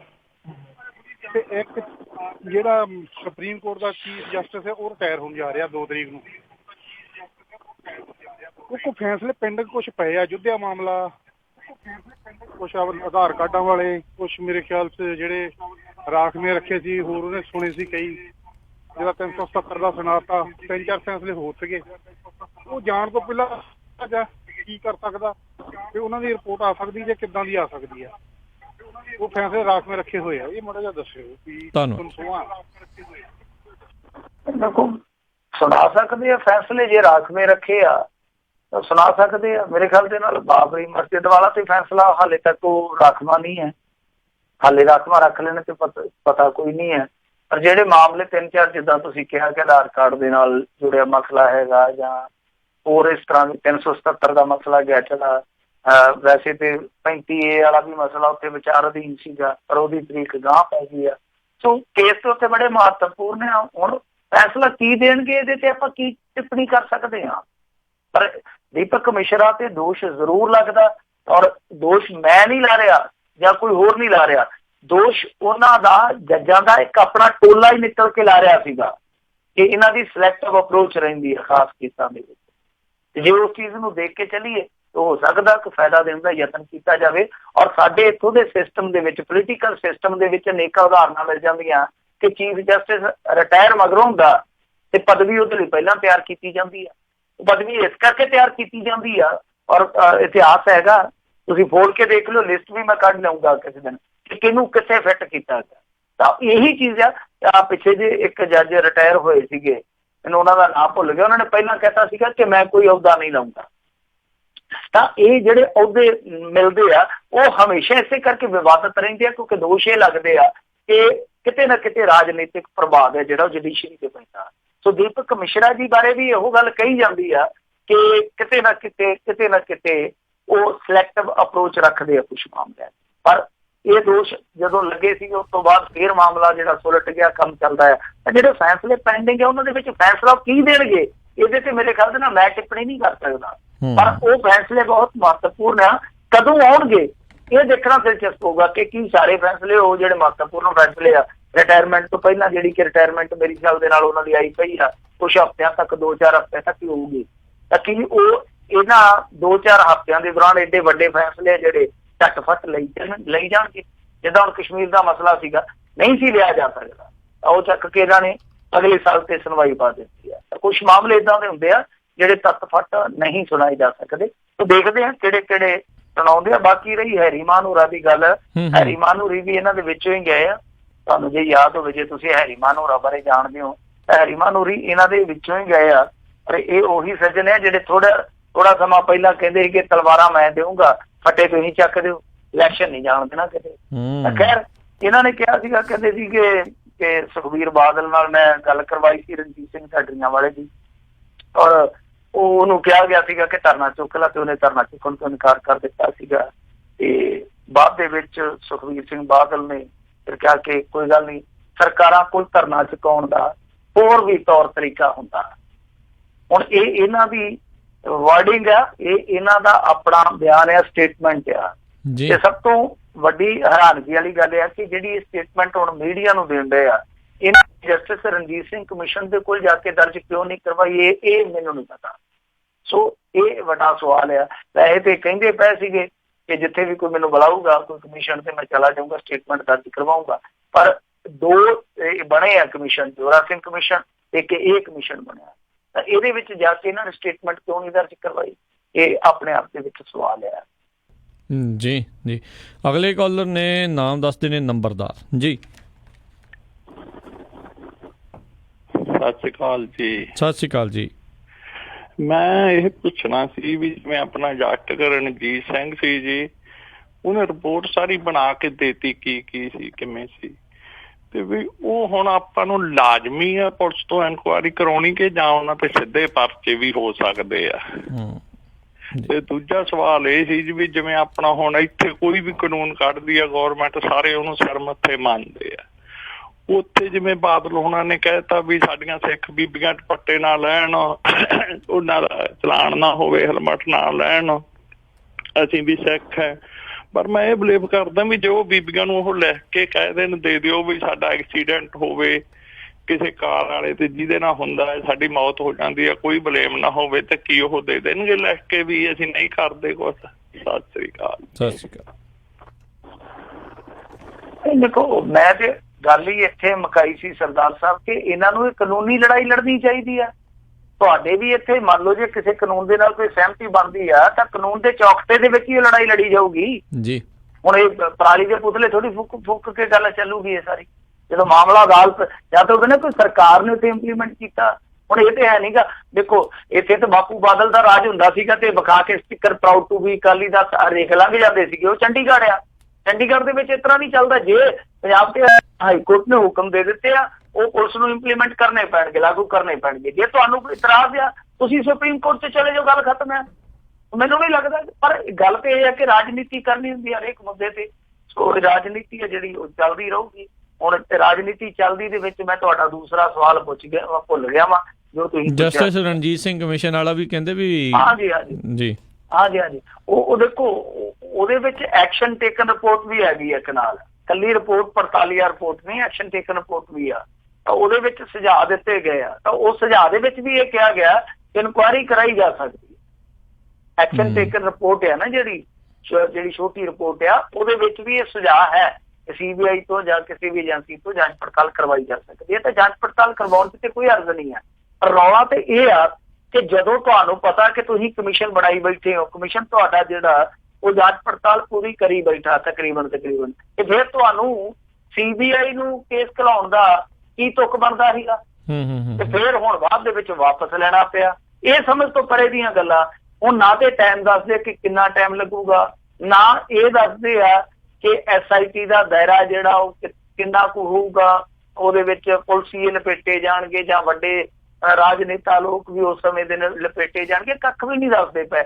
ਹਾਲ ਦੀ ਘੜੀ ਤੇ ਇਹ ਵੀ ਨਹੀਂ ਦੱਸਦੇ ਪਏ ਕਿ ਕੀ ਪੰਜਾਬ ਸਰਕਾਰ ਦੇ ਕੋਲ ਅਖਤਿਆਰ ਹੈ ਕਿ ਜਿਹੜਾ ਉਹਨਾਂ ਨੇ ਕੇਸ CBI ਨੂੰ ਦਿੱਤਾ ਵਾ ਉਹ ਕੇਸ ਵਾਪਸ ਲੈ ਸਕਦੇ ਕਿ ਉਹਦੇ ਲਈ ਵੀ ਸੁਪਰੀਮ ਕੋਰਟ ਜਾਣਾ ਪਊ? ਤੇ ਜੇ ਉਹਦੇ ਲਈ ਵੀ ਸੁਪਰੀਮ ਕੋਰਟ ਜਾਣਾ ਪਿਆ ਤੇ ਫਿਰ ਮੰਨ ਕੇ ਚੱਲੋ ਸਾਲ ਡੇਢ ਸਾਲ ਫਿਰ ਬਣੇ ਗਿਆ। ਜੀ ਜੀ। ਅਗਲੇ ਕਾਲਰ ਨੇ ਬੂਟਾ ਸਿੰਘ ਜੀ। ਸਤਿ ਸ਼੍ਰੀ ਅਕਾਲ ਜੀ, ਸਵਾਗਤ ਹੈ। ਹਾਂਜੀ, ਸਰਦਾਰ ਰਾਜਕਰਨਵੀਰ ਜੀ ਤੇ ਸਰਦਾਰ ਮੈਂਟੂ ਗੁਰਸਰੀਆ ਜੀ ਤੇ ਪੰਜਾਬੀ ਰੇਡੀਓ ਦੇ ਸਾਰੇ ਸਰੋਤਿਆਂ ਨੂੰ ਵਾਹਿਗੁਰੂ ਜੀ ਕਾ ਖਾਲਸਾ, ਵਾਹਿਗੁਰੂ ਜੀ ਕੀ ਫਤਿਹ। ਹਾਂਜੀ, ਮੈਂਟੂ ਗੁਰਸਰੀਆ ਜੀ, ਮੇਰੇ ਦੋ ਸਵਾਲ ਆ। ਇੱਕ ਤਾਂ ਹੋਈ ਵਾਰ-ਵਾਰ ਹੀ ਗੱਲ ਆਉਂਦੀ ਆ ਜਿਹੜੀ ਜਸਟਿਸ ਰਣਜੀਤ ਸਿੰਘ ਦੀ ਕਮਿਸ਼ਨ ਦੀ ਰਿਪੋਰਟ ਆ। ਇਹ ਵੇਖੋ ਸੁਖਬੀਰ ਬਾਦਲ ਉਹਨੂੰ ਕਿੰਨੇ ਭੱਦੇ ਸ਼ਬਦ ਬੋਲਦਾ, ਉਹਦੀ ਮੰਨਦੇ ਨਹੀਂ, ਸਿੱਖ ਨਹੀਂ ਮੰਨਦੇ, ਉਹਦੀ ਡਿਗਰੀ ਜਾਲੀ ਆ ਤੇ ਉਹਨੂੰ ਪੈਰਾਂ 'ਚ ਰੋਲਦਾ ਰਿਪੋਰਟ ਨੂੰ, 5-5 ਰੁਪਈਏ ਦੀ ਵਿਕਾਉਂਦਾ। ਤੇ ਇਹਦੇ ਤੇ ਨਹੀਂ ਦੇਸ਼ ਧਰੋਈ ਦਾ ਤੇ ਇਹਦੇ ਤੇ ਕੇਸ ਫੜ ਕੇ ਅੰਦਰ ਕਰਦੇ ਤੇ ਥਾਂ ਇਹ ਦੰਗੇ ਭੜਕਾਉਂਦਾ ਫਿਰਦਾ, ਕਿਤੇ ਲੋਕਾਂ ਨੂੰ ਲੜਾਉਂਦਾ, ਕਿਰਪਾਨੋ ਕੁਰਬਾਨੀ ਕਰਾਉਂਦਾ। ਤੇ ਇੱਕ ਤਾਂ ਇਹ ਸਵਾਲ ਤੇ ਇੱਕ ਦੂਜਾ ਜੀ, ਉਹ ਇੱਕ ਗਾਣਾ ਹੁੰਦਾ ਸੀਗਾ, ਕੱਲੀ ਬਹਿ ਕੇ ਸੋਚੀ ਨਹੀਂ ਅਸੀਂ ਕੀ ਨਹੀਂ ਕੀਤਾ ਤੇਰੇ ਲਈ। ਤੇ ਇਹ ਸਰਕਾਰਾਂ ਨੂੰ ਮੈਂ ਇਹ ਪੁੱਛਦਾ ਵੀ ਕੱਲੀ ਬਹਿ ਕੇ ਨਹੀਂ ਵੀ ਅਸੀਂ ਕੀ ਨਹੀਂ ਪਰੋਸਿਆ ਤੇਰੇ ਲਈ। ਉਹ ਚੀਜ਼ ਆ ਵੀ ਵੇਖੋ ਇਹਨਾਂ ਨੇ ਕਿੰਨੀ ਗੁੰਡਾਗਰਦੀ ਤੇ ਕਿੰਨੀ ਲੋਫਰਪੁਣਾ ਨੌਜਵਾਨਾਂ ਦੇ ਵਿੱਚ ਵਾੜਤਾ।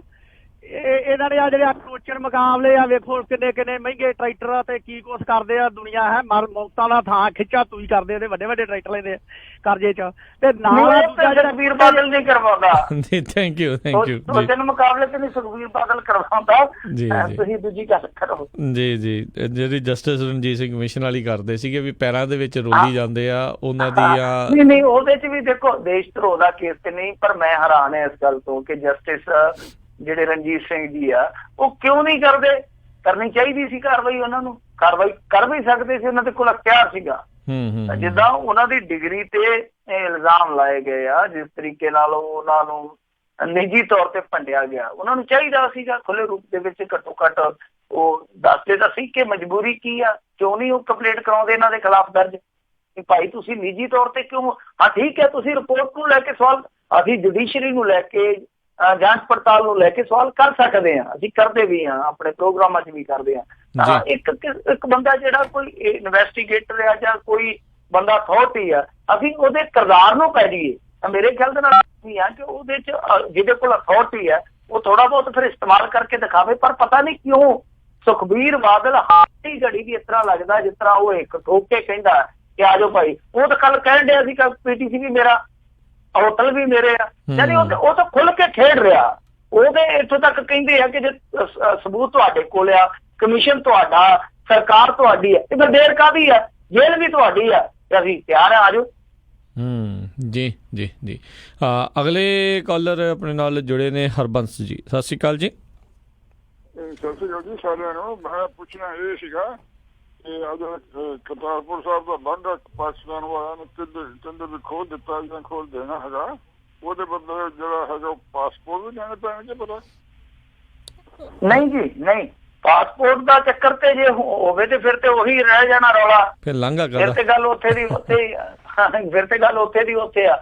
ਇਹ ਤੇ ਇੱਕ ਕੋਰੀਡੋਰ ਬਣਾ ਦੇਣਾ ਉਹਨਾਂ ਨੇ। ਜਿੱਦਾਂ ਹੁਣ ਲਾ ਲਓ ਤੁਸੀਂ, ਜੇ ਆਪਾਂ ਮੰਨ ਕੇ ਚੱਲੀਏ, ਮੈਨੂੰ ਹੋਰ ਦੇ ਇਲਾਕਿਆਂ ਦਾ ਤਾਂ ਪਤਾ ਨੀ ਗਾ, ਜਿੱਦਾਂ ਹੁਣ ਲਾ ਲਓ ਆਪਾਂ ਹਰੀਕੇ ਹੈਡ ਤੇ ਦੇਖਿਆ ਉੱਥੇ ਗੁਰਦੁਆਰਾ ਬਣਾਇਆ ਨਾਨਕਸਰੀਆਂ ਨੇ, ਤੇ ਉਹ ਇੱਕ ਲਾਂਘਾ ਹੀ ਆ। ਉਹ ਲੰਘ ਕੇ ਆਪਾਂ ਉਹ ਦਰਿਆ ਪਾਰ ਕਰਕੇ ਤੇ ਜਿੱਥੋਂ ਦੋ ਨਹਿਰਾਂ ਨਿਕਲਦੀਆਂ ਉਹ ਹੈਡ ਪਾਰ ਕਰਕੇ ਉੱਤੋਂ ਤੇ ਗੁਰਦੁਆਰੇ ਚਲੇ ਜਾਂਦੇ ਆ।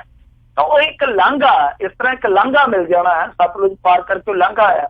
ਤਾਂ ਉਸ ਲਾਂਘੇ ਦੇ ਵਿੱਚ 3-4 ਕਿਲੋਮੀਟਰ ਦਾ ਜਿਹੜਾ ਏਰੀਆ ਆਉਂਦਾ ਉਹਨੂੰ ਏਦਾਂ ਬਣਾ ਦੇਣਗੇ ਜਿੱਦਾਂ ਮੰਨ ਲਓ ਇੱਕ ਗਲੀ ਟਾਈਪ ਆ ਜਾਂ ਸੜਕ ਟਾਈਪ ਆ, ਉਹਦੇ ਆਲੇ ਦੁਆਲੇ ਕੋਈ ਤਾਰ ਜਾਂ ਵਾੜ ਲਾ ਦੇਣਗੇ ਤੇ ਕੋਈ ਬੰਦਾ ਆਸੇ ਪਾਸੇ ਨਹੀਂ ਜਾ ਸਕਦਾ।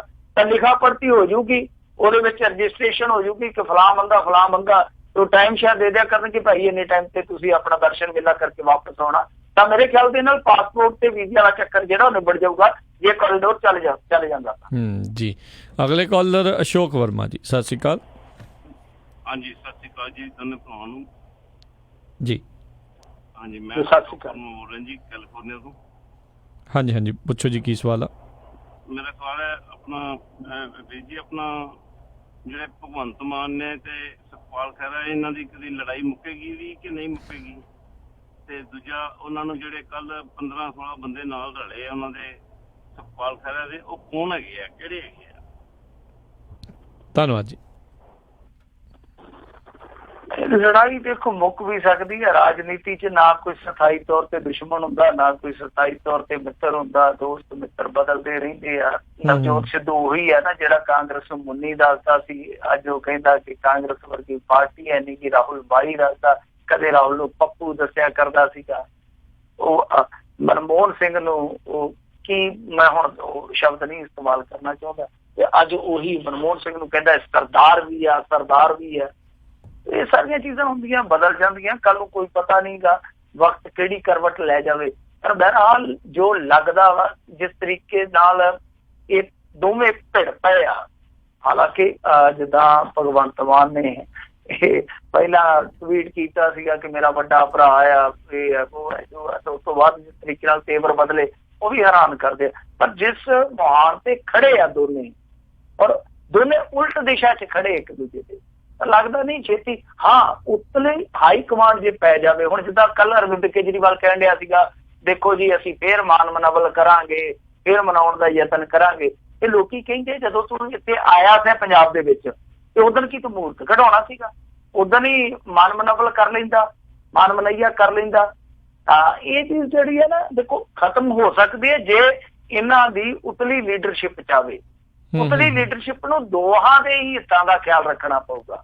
ਭਗਵੰਤ ਮਾਨ ਕੀ ਕਹਿੰਦਾ ਉਹਦੀ ਗੱਲ ਸੁਣਨੀ ਪਊ, ਸੁਖਪਾਲ ਖਹਿਰਾ ਕੀ ਕਹਿੰਦਾ ਉਹਦੀ ਗੱਲ ਸੁਣਨੀ ਪਊ, ਫਿਰ ਵਿਚਾਲੇ ਉਹ ਰਸਤਾ ਕੱਢਣਾ ਪਊ। ਔਰ ਲੀਡਰਸ਼ਿਪ ਹੁੰਦੀ ਕਾਹਦੇ ਲਈ ਆ? ਆਪਾਂ ਘਰ ਦੇ ਵਿੱਚ ਕਹਿ ਦਿੰਦੇ ਆ ਕਿ ਯਾਰ ਸਿਆਣੇ ਜਾਂ ਬਜ਼ੁਰਗ ਬੰਦੇ ਆ ਨਾ, ਉਹ ਬਹੁਤ ਕੰਮ ਦੇ ਹੁੰਦੇ ਆ। ਇਹ ਥੋੜੀ ਹੁੰਦਾ ਕਿ ਉਹ ਇਕੱਲੇ ਮਾਲਾ ਫੇਰਦੇ ਤੇ ਸਾਰਿਆਂ ਦਾ ਭਲਾ ਕਰੀ ਜਾਂਦੇ ਆ। ਰੌਲਾ ਇਹੀ ਹੁੰਦਾ ਹੈ ਕਿ ਜਦੋਂ ਕੋਈ ਇਸ ਤਰ੍ਹਾਂ ਦੀ ਨੌਬਤ ਆਉਂਦੀ ਆ, ਕੋਈ ਇਸ ਤਰ੍ਹਾਂ ਦਾ ਸਾਡੇ ਸਾਹਮਣੇ ਕੋਈ ਹਾਲਾਤ ਖੜਾ ਹੋ ਜਾਂਦਾ ਪਰਿਵਾਰ ਦੇ ਵਿੱਚ, ਤਾਂ ਉਹ ਅੱਗੇ ਆ ਕੇ ਉਸ ਚੀਜ਼ ਨੂੰ ਨਜਿੱਠਦੇ ਆ, ਉਸ ਚੀਜ਼ ਨੂੰ ਸਿੱਝਦੇ ਆ। ਤਾਂ ਇਹ ਹੀ ਕੰਮ ਹੁੰਦਾ ਲੀਡਰਸ਼ਿਪ ਦਾ। ਉਤਲੀ ਜਿਹੜੀ ਲੀਡਰਸ਼ਿਪ ਆ ਕਿ ਸੰਗਠਨ ਦੇ ਵਿੱਚ ਜੇ ਕੋਈ ਇਸ ਤਰ੍ਹਾਂ ਦਾ ਮੋੜ ਆਉਂਦਾ ਕਿਸੇ ਮੌਕੇ ਤੇ, ਤਾਂ ਉਸ ਮੋੜ ਤੇ ਉਹ ਆਪਣੇ ਸੰਗਠਨ ਨੂੰ ਬਚਾ ਕੇ ਜੋ ਵੀ ਕੋਈ ਫੋਟਿਆ ਦਫੇੜ ਹੈ ਉਸ ਨੂੰ ਖਤਮ ਕਰਨਾ। ਇਹਨਾਂ ਦੀ ਲੀਡਰਸ਼ਿਪ ਤੇ ਐਡੀ ਨਿਕੰਮੀ ਆ, ਉਹ ਇੱਕ ਪਾਸੇ ਖੜ ਜਾਂਦੇ ਆ, ਦੂਸਰੇ ਪਾਸੇ ਉਹ ਦਾਤੀ ਜੜ੍ਹਾਂ 'ਚ ਫੇਰਨੀ ਸ਼ੁਰੂ ਕਰ ਦਿੰਦੇ ਆ। ਇਹਨਾਂ ਨੇ ਤਾਂ ਬੇੜਾ ਗਰਕ ਆਪ ਕੀਤਾ। ਸੋ ਉਸ ਲੀਡਰਸ਼ਿਪ ਤੋਂ ਵੀ ਇੰਨੀ ਉਮੀਦ ਨਹੀਂ ਰੱਖੀ ਜਾ ਸਕਦੀ। ਹਾਂ, ਕੱਲ ਨੂੰ ਕੋਈ ਮਨਮੇਰ ਪੈ ਜਾਵੇ, ਉਹਨਾਂ ਦੇ ਕੋਈ ਚਮਤਕਾਰ ਹੋ ਜਾਏ, ਕੋਈ ਇਲਾਹੀ ਆਕਾਸ਼ਬਾਣੀ ਹੋ ਜਾਵੇ ਇਹਨੂੰ ਕੇਜਰੀਵਾਲ ਨੂੰ, ਤੇ ਹੋ ਸਕਦਾ ਇਸ ਤਰ੍ਹਾਂ ਕਰ ਲੈਣ, ਪਰ ਬਹੁਤ ਘੱਟ ਉਮੀਦ ਆ। ਜੀ। ਅਗਲੇ ਕਾਲਰ ਨੇ ਗੁਰਦੀਪ ਜੀ, ਸਤਿ ਸ਼੍ਰੀ ਅਕਾਲ। ਸਤਿ ਸ਼੍ਰੀ ਅਕਾਲ ਜੀ। ਮੇਰਾ ਇੱਕ ਕੁਐਸਚਨ ਹੈ, ਦੋ ਇੱਕ ਲਾਸਟ ਵੀਕ ਆਈ ਮੈਨੂੰ ਕੋਈ ਐਸੀ ਗਲਤ ਸਮਝ ਗਿਆ ਸੀ ਕੁਐਸਚਨ, ਉਹ ਮੈਂ ਪੁੱਛਿਆ ਸੀਗਾ ਵੀ ਜਲੰਧਰ ਦੇ ਹੁਣ ਮੌਜੂਦਾ ADC ਉਹ ਕੌਣ ਆ, ਇਹ ਪਤਾ ਹੋਵੇ ਤਾਂ। ਦੂਜਾ ਕੁਐਸਚਨ ਹੈ ਜਸਟਿਸ ਜੋਰਾ ਸਿੰਘ ਤੇ ਜਸਟਿਸ ਰਣਜੀਤ ਸਿੰਘ, ਉਹ ਜਿੱਦਾਂ ਕਿੱਦਾਂ ਜਸਟਿਸ ਬਣਦੇ, ਕੋਈ ਵੋਟਾਂ ਪੈਂਦੀਆਂ ਜਾਂ ਡਿਗਰੀਆਂ ਤਾਂ ਹੋਰਾਂ ਤੋਂ ਵੀ ਹੈਗੀਆਂ, ਇਹ ਕਿੱਦਾਂ ਵੋਟਾਂ ਪਈਆਂ ਸੀਗੀਆਂ ਜਾਂ ਕੀ ਕਿੱਦਾਂ ਬਣੇ ਇਹ ਦੱਸਿਓ ਜੀ। ਓਕੇ। ਕੀ ਪਹਿਲਾ ਸਵਾਲ? ਪਹਿਲਾਂ ਕਹਿੰਦੇ ਵੀ ਮੌਜੂਦਾ ਜਲੰਧਰ ਦੇ ADC ਕੌਣ ਨੇ? ਮੌਜੂਦਾ ਜਲੰਧਰ ਦੇ ADC ਤਾਂ ਮੈਨੂੰ ਨਹੀਂ ਪਤਾ ਜੀ ਕੌਣ ਆ, ਕਿਉਂਕਿ ਜਲੰਧਰ ਏਰੀਆ ਤੇ ਮੇਰੇ ਤੋਂ ਬਹੁਤ ਦੂਰ ਹੈ। ਸਗੋਂ ਰਾਜ ਕਰਨਵੀਰ ਸਿੰਘ ਨੂੰ ਪਤਾ ਹੋਣਾ ਚਾਹੀਦਾ। ਰਾਜ ਕਰਨਵੀਰ ਸਿੰਘ ਖੋਜ ਕਰਕੇ ਹੁਣੇ ਦੱਸ ਦਿੰਦਾ ਤੁਹਾਨੂੰ। ਜੀ। ਅਗਲੀ ਗੱਲ ਜੀ, ਜਸਟਿਸ ਕਿੱਦਾਂ ਬਣਦੇ ਆ? ਹਾਂਜੀ, ਜਸਟਿਸ ਦੇਖੋ, ਜਸਟਿਸ ਦਾ ਮਤਲਬ ਹੁੰਦਾ ਨਿਆਮੂਰਤੀ। ਨਿਆਮੂਰਤੀ ਹੈ ਜਿਹੜੇ ਉਹ ਹੁੰਦੇ ਆ ਹਾਈ ਕੋਰਟ ਦੇ, ਸੈਸ਼ਨ ਜੱਜ ਰਹਿ ਦੇ ਥੱਲੇ, ਤੇ ਜਿਹੜੇ ਨਿਆਮੂਰਤੀ ਬਣਦੇ, ਜਸਟਿਸ ਬਣਦੇ, ਹੁਣ ਤੁਸੀਂ ਆਪ ਹੀ ਅੰਦਾਜ਼ਾ ਲਾ ਲਓ ਕਿ ਹਾਈ ਕੋਰਟ 'ਚ ਬੰਦਾ ਕਿਵੇਂ ਜਾਂਦਾ।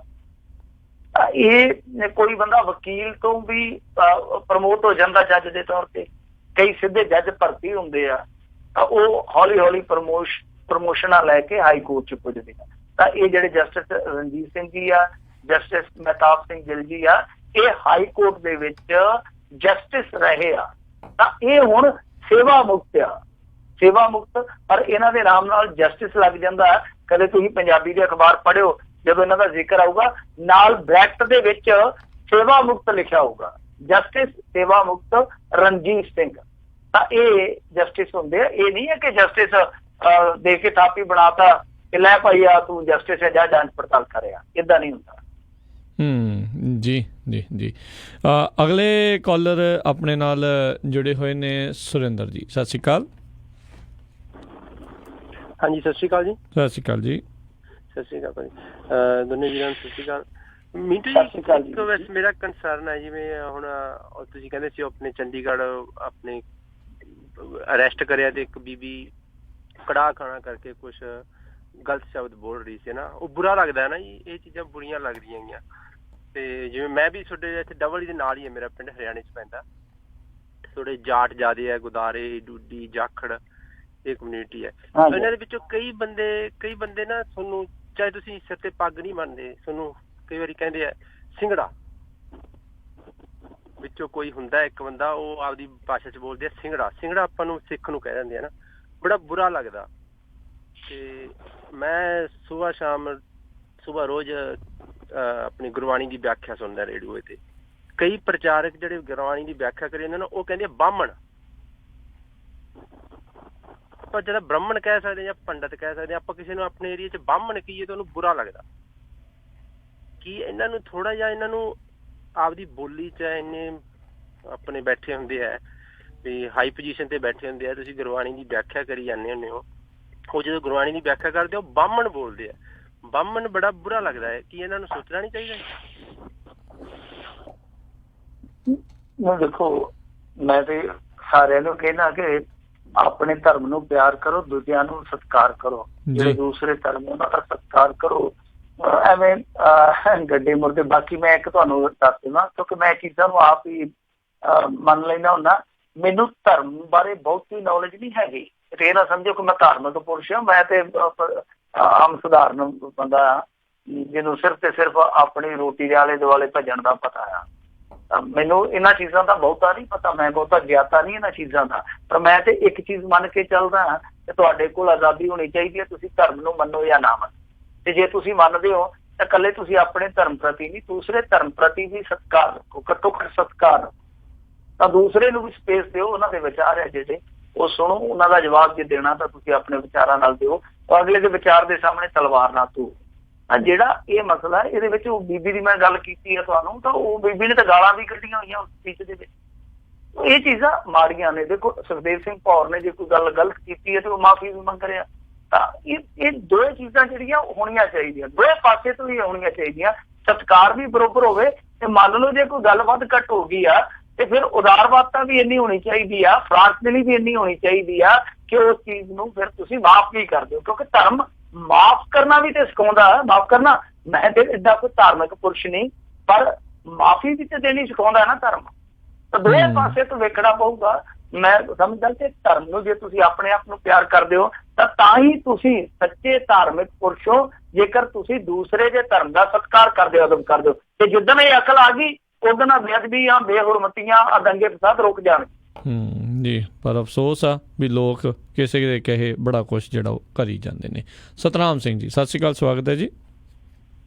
ਹਾਂਜੀ, ਪੰਜਾਬੀ ਰੇਡੀਓ ਸਾਰੇ ਪਰਿਵਾਰ ਨੂੰ ਸਤਿ ਸ਼੍ਰੀ ਅਕਾਲ ਜੀ। ਸਤਿ ਸ਼੍ਰੀ ਅਕਾਲ ਜੀ। ਹਾਂਜੀ, ਮਿੰਟੂ ਜੀ ਮੇਰੇ ਦੋ ਸਵਾਲ ਹੈ ਵੀਰ ਜੀ। ਇੱਕ ਤਾਂ ਹੈਗਾ ਵੀ ਜਿਹੜਾ ਆਪਣੇ ਜਸਟਿਸ ਸਾਹਿਬ ਦੇ ਜਿਹੜਾ ਫੈਸਲਾ ਉਹਨੀ ਰਿਪੋਰਟ ਆਈ ਹੈ ਉਹਨੂੰ ਇਹ ਮੰਨਦੇ ਨਹੀਂ, ਤੇ ਹੁਣ ਕਹਿੰਦੇ SIT ਬਿਠਾਓਗੇ। SIT ਮਤਲਬ ਜਸਟ ਉਹਨਾਂ ਤੋਂ ਵੱਡੇ ਹੋ ਗਏ ਜਾਂ ਜ਼ਿਆਦਾ ਕੁਆਲੀਫਾਈ ਹੋਣਗੇ।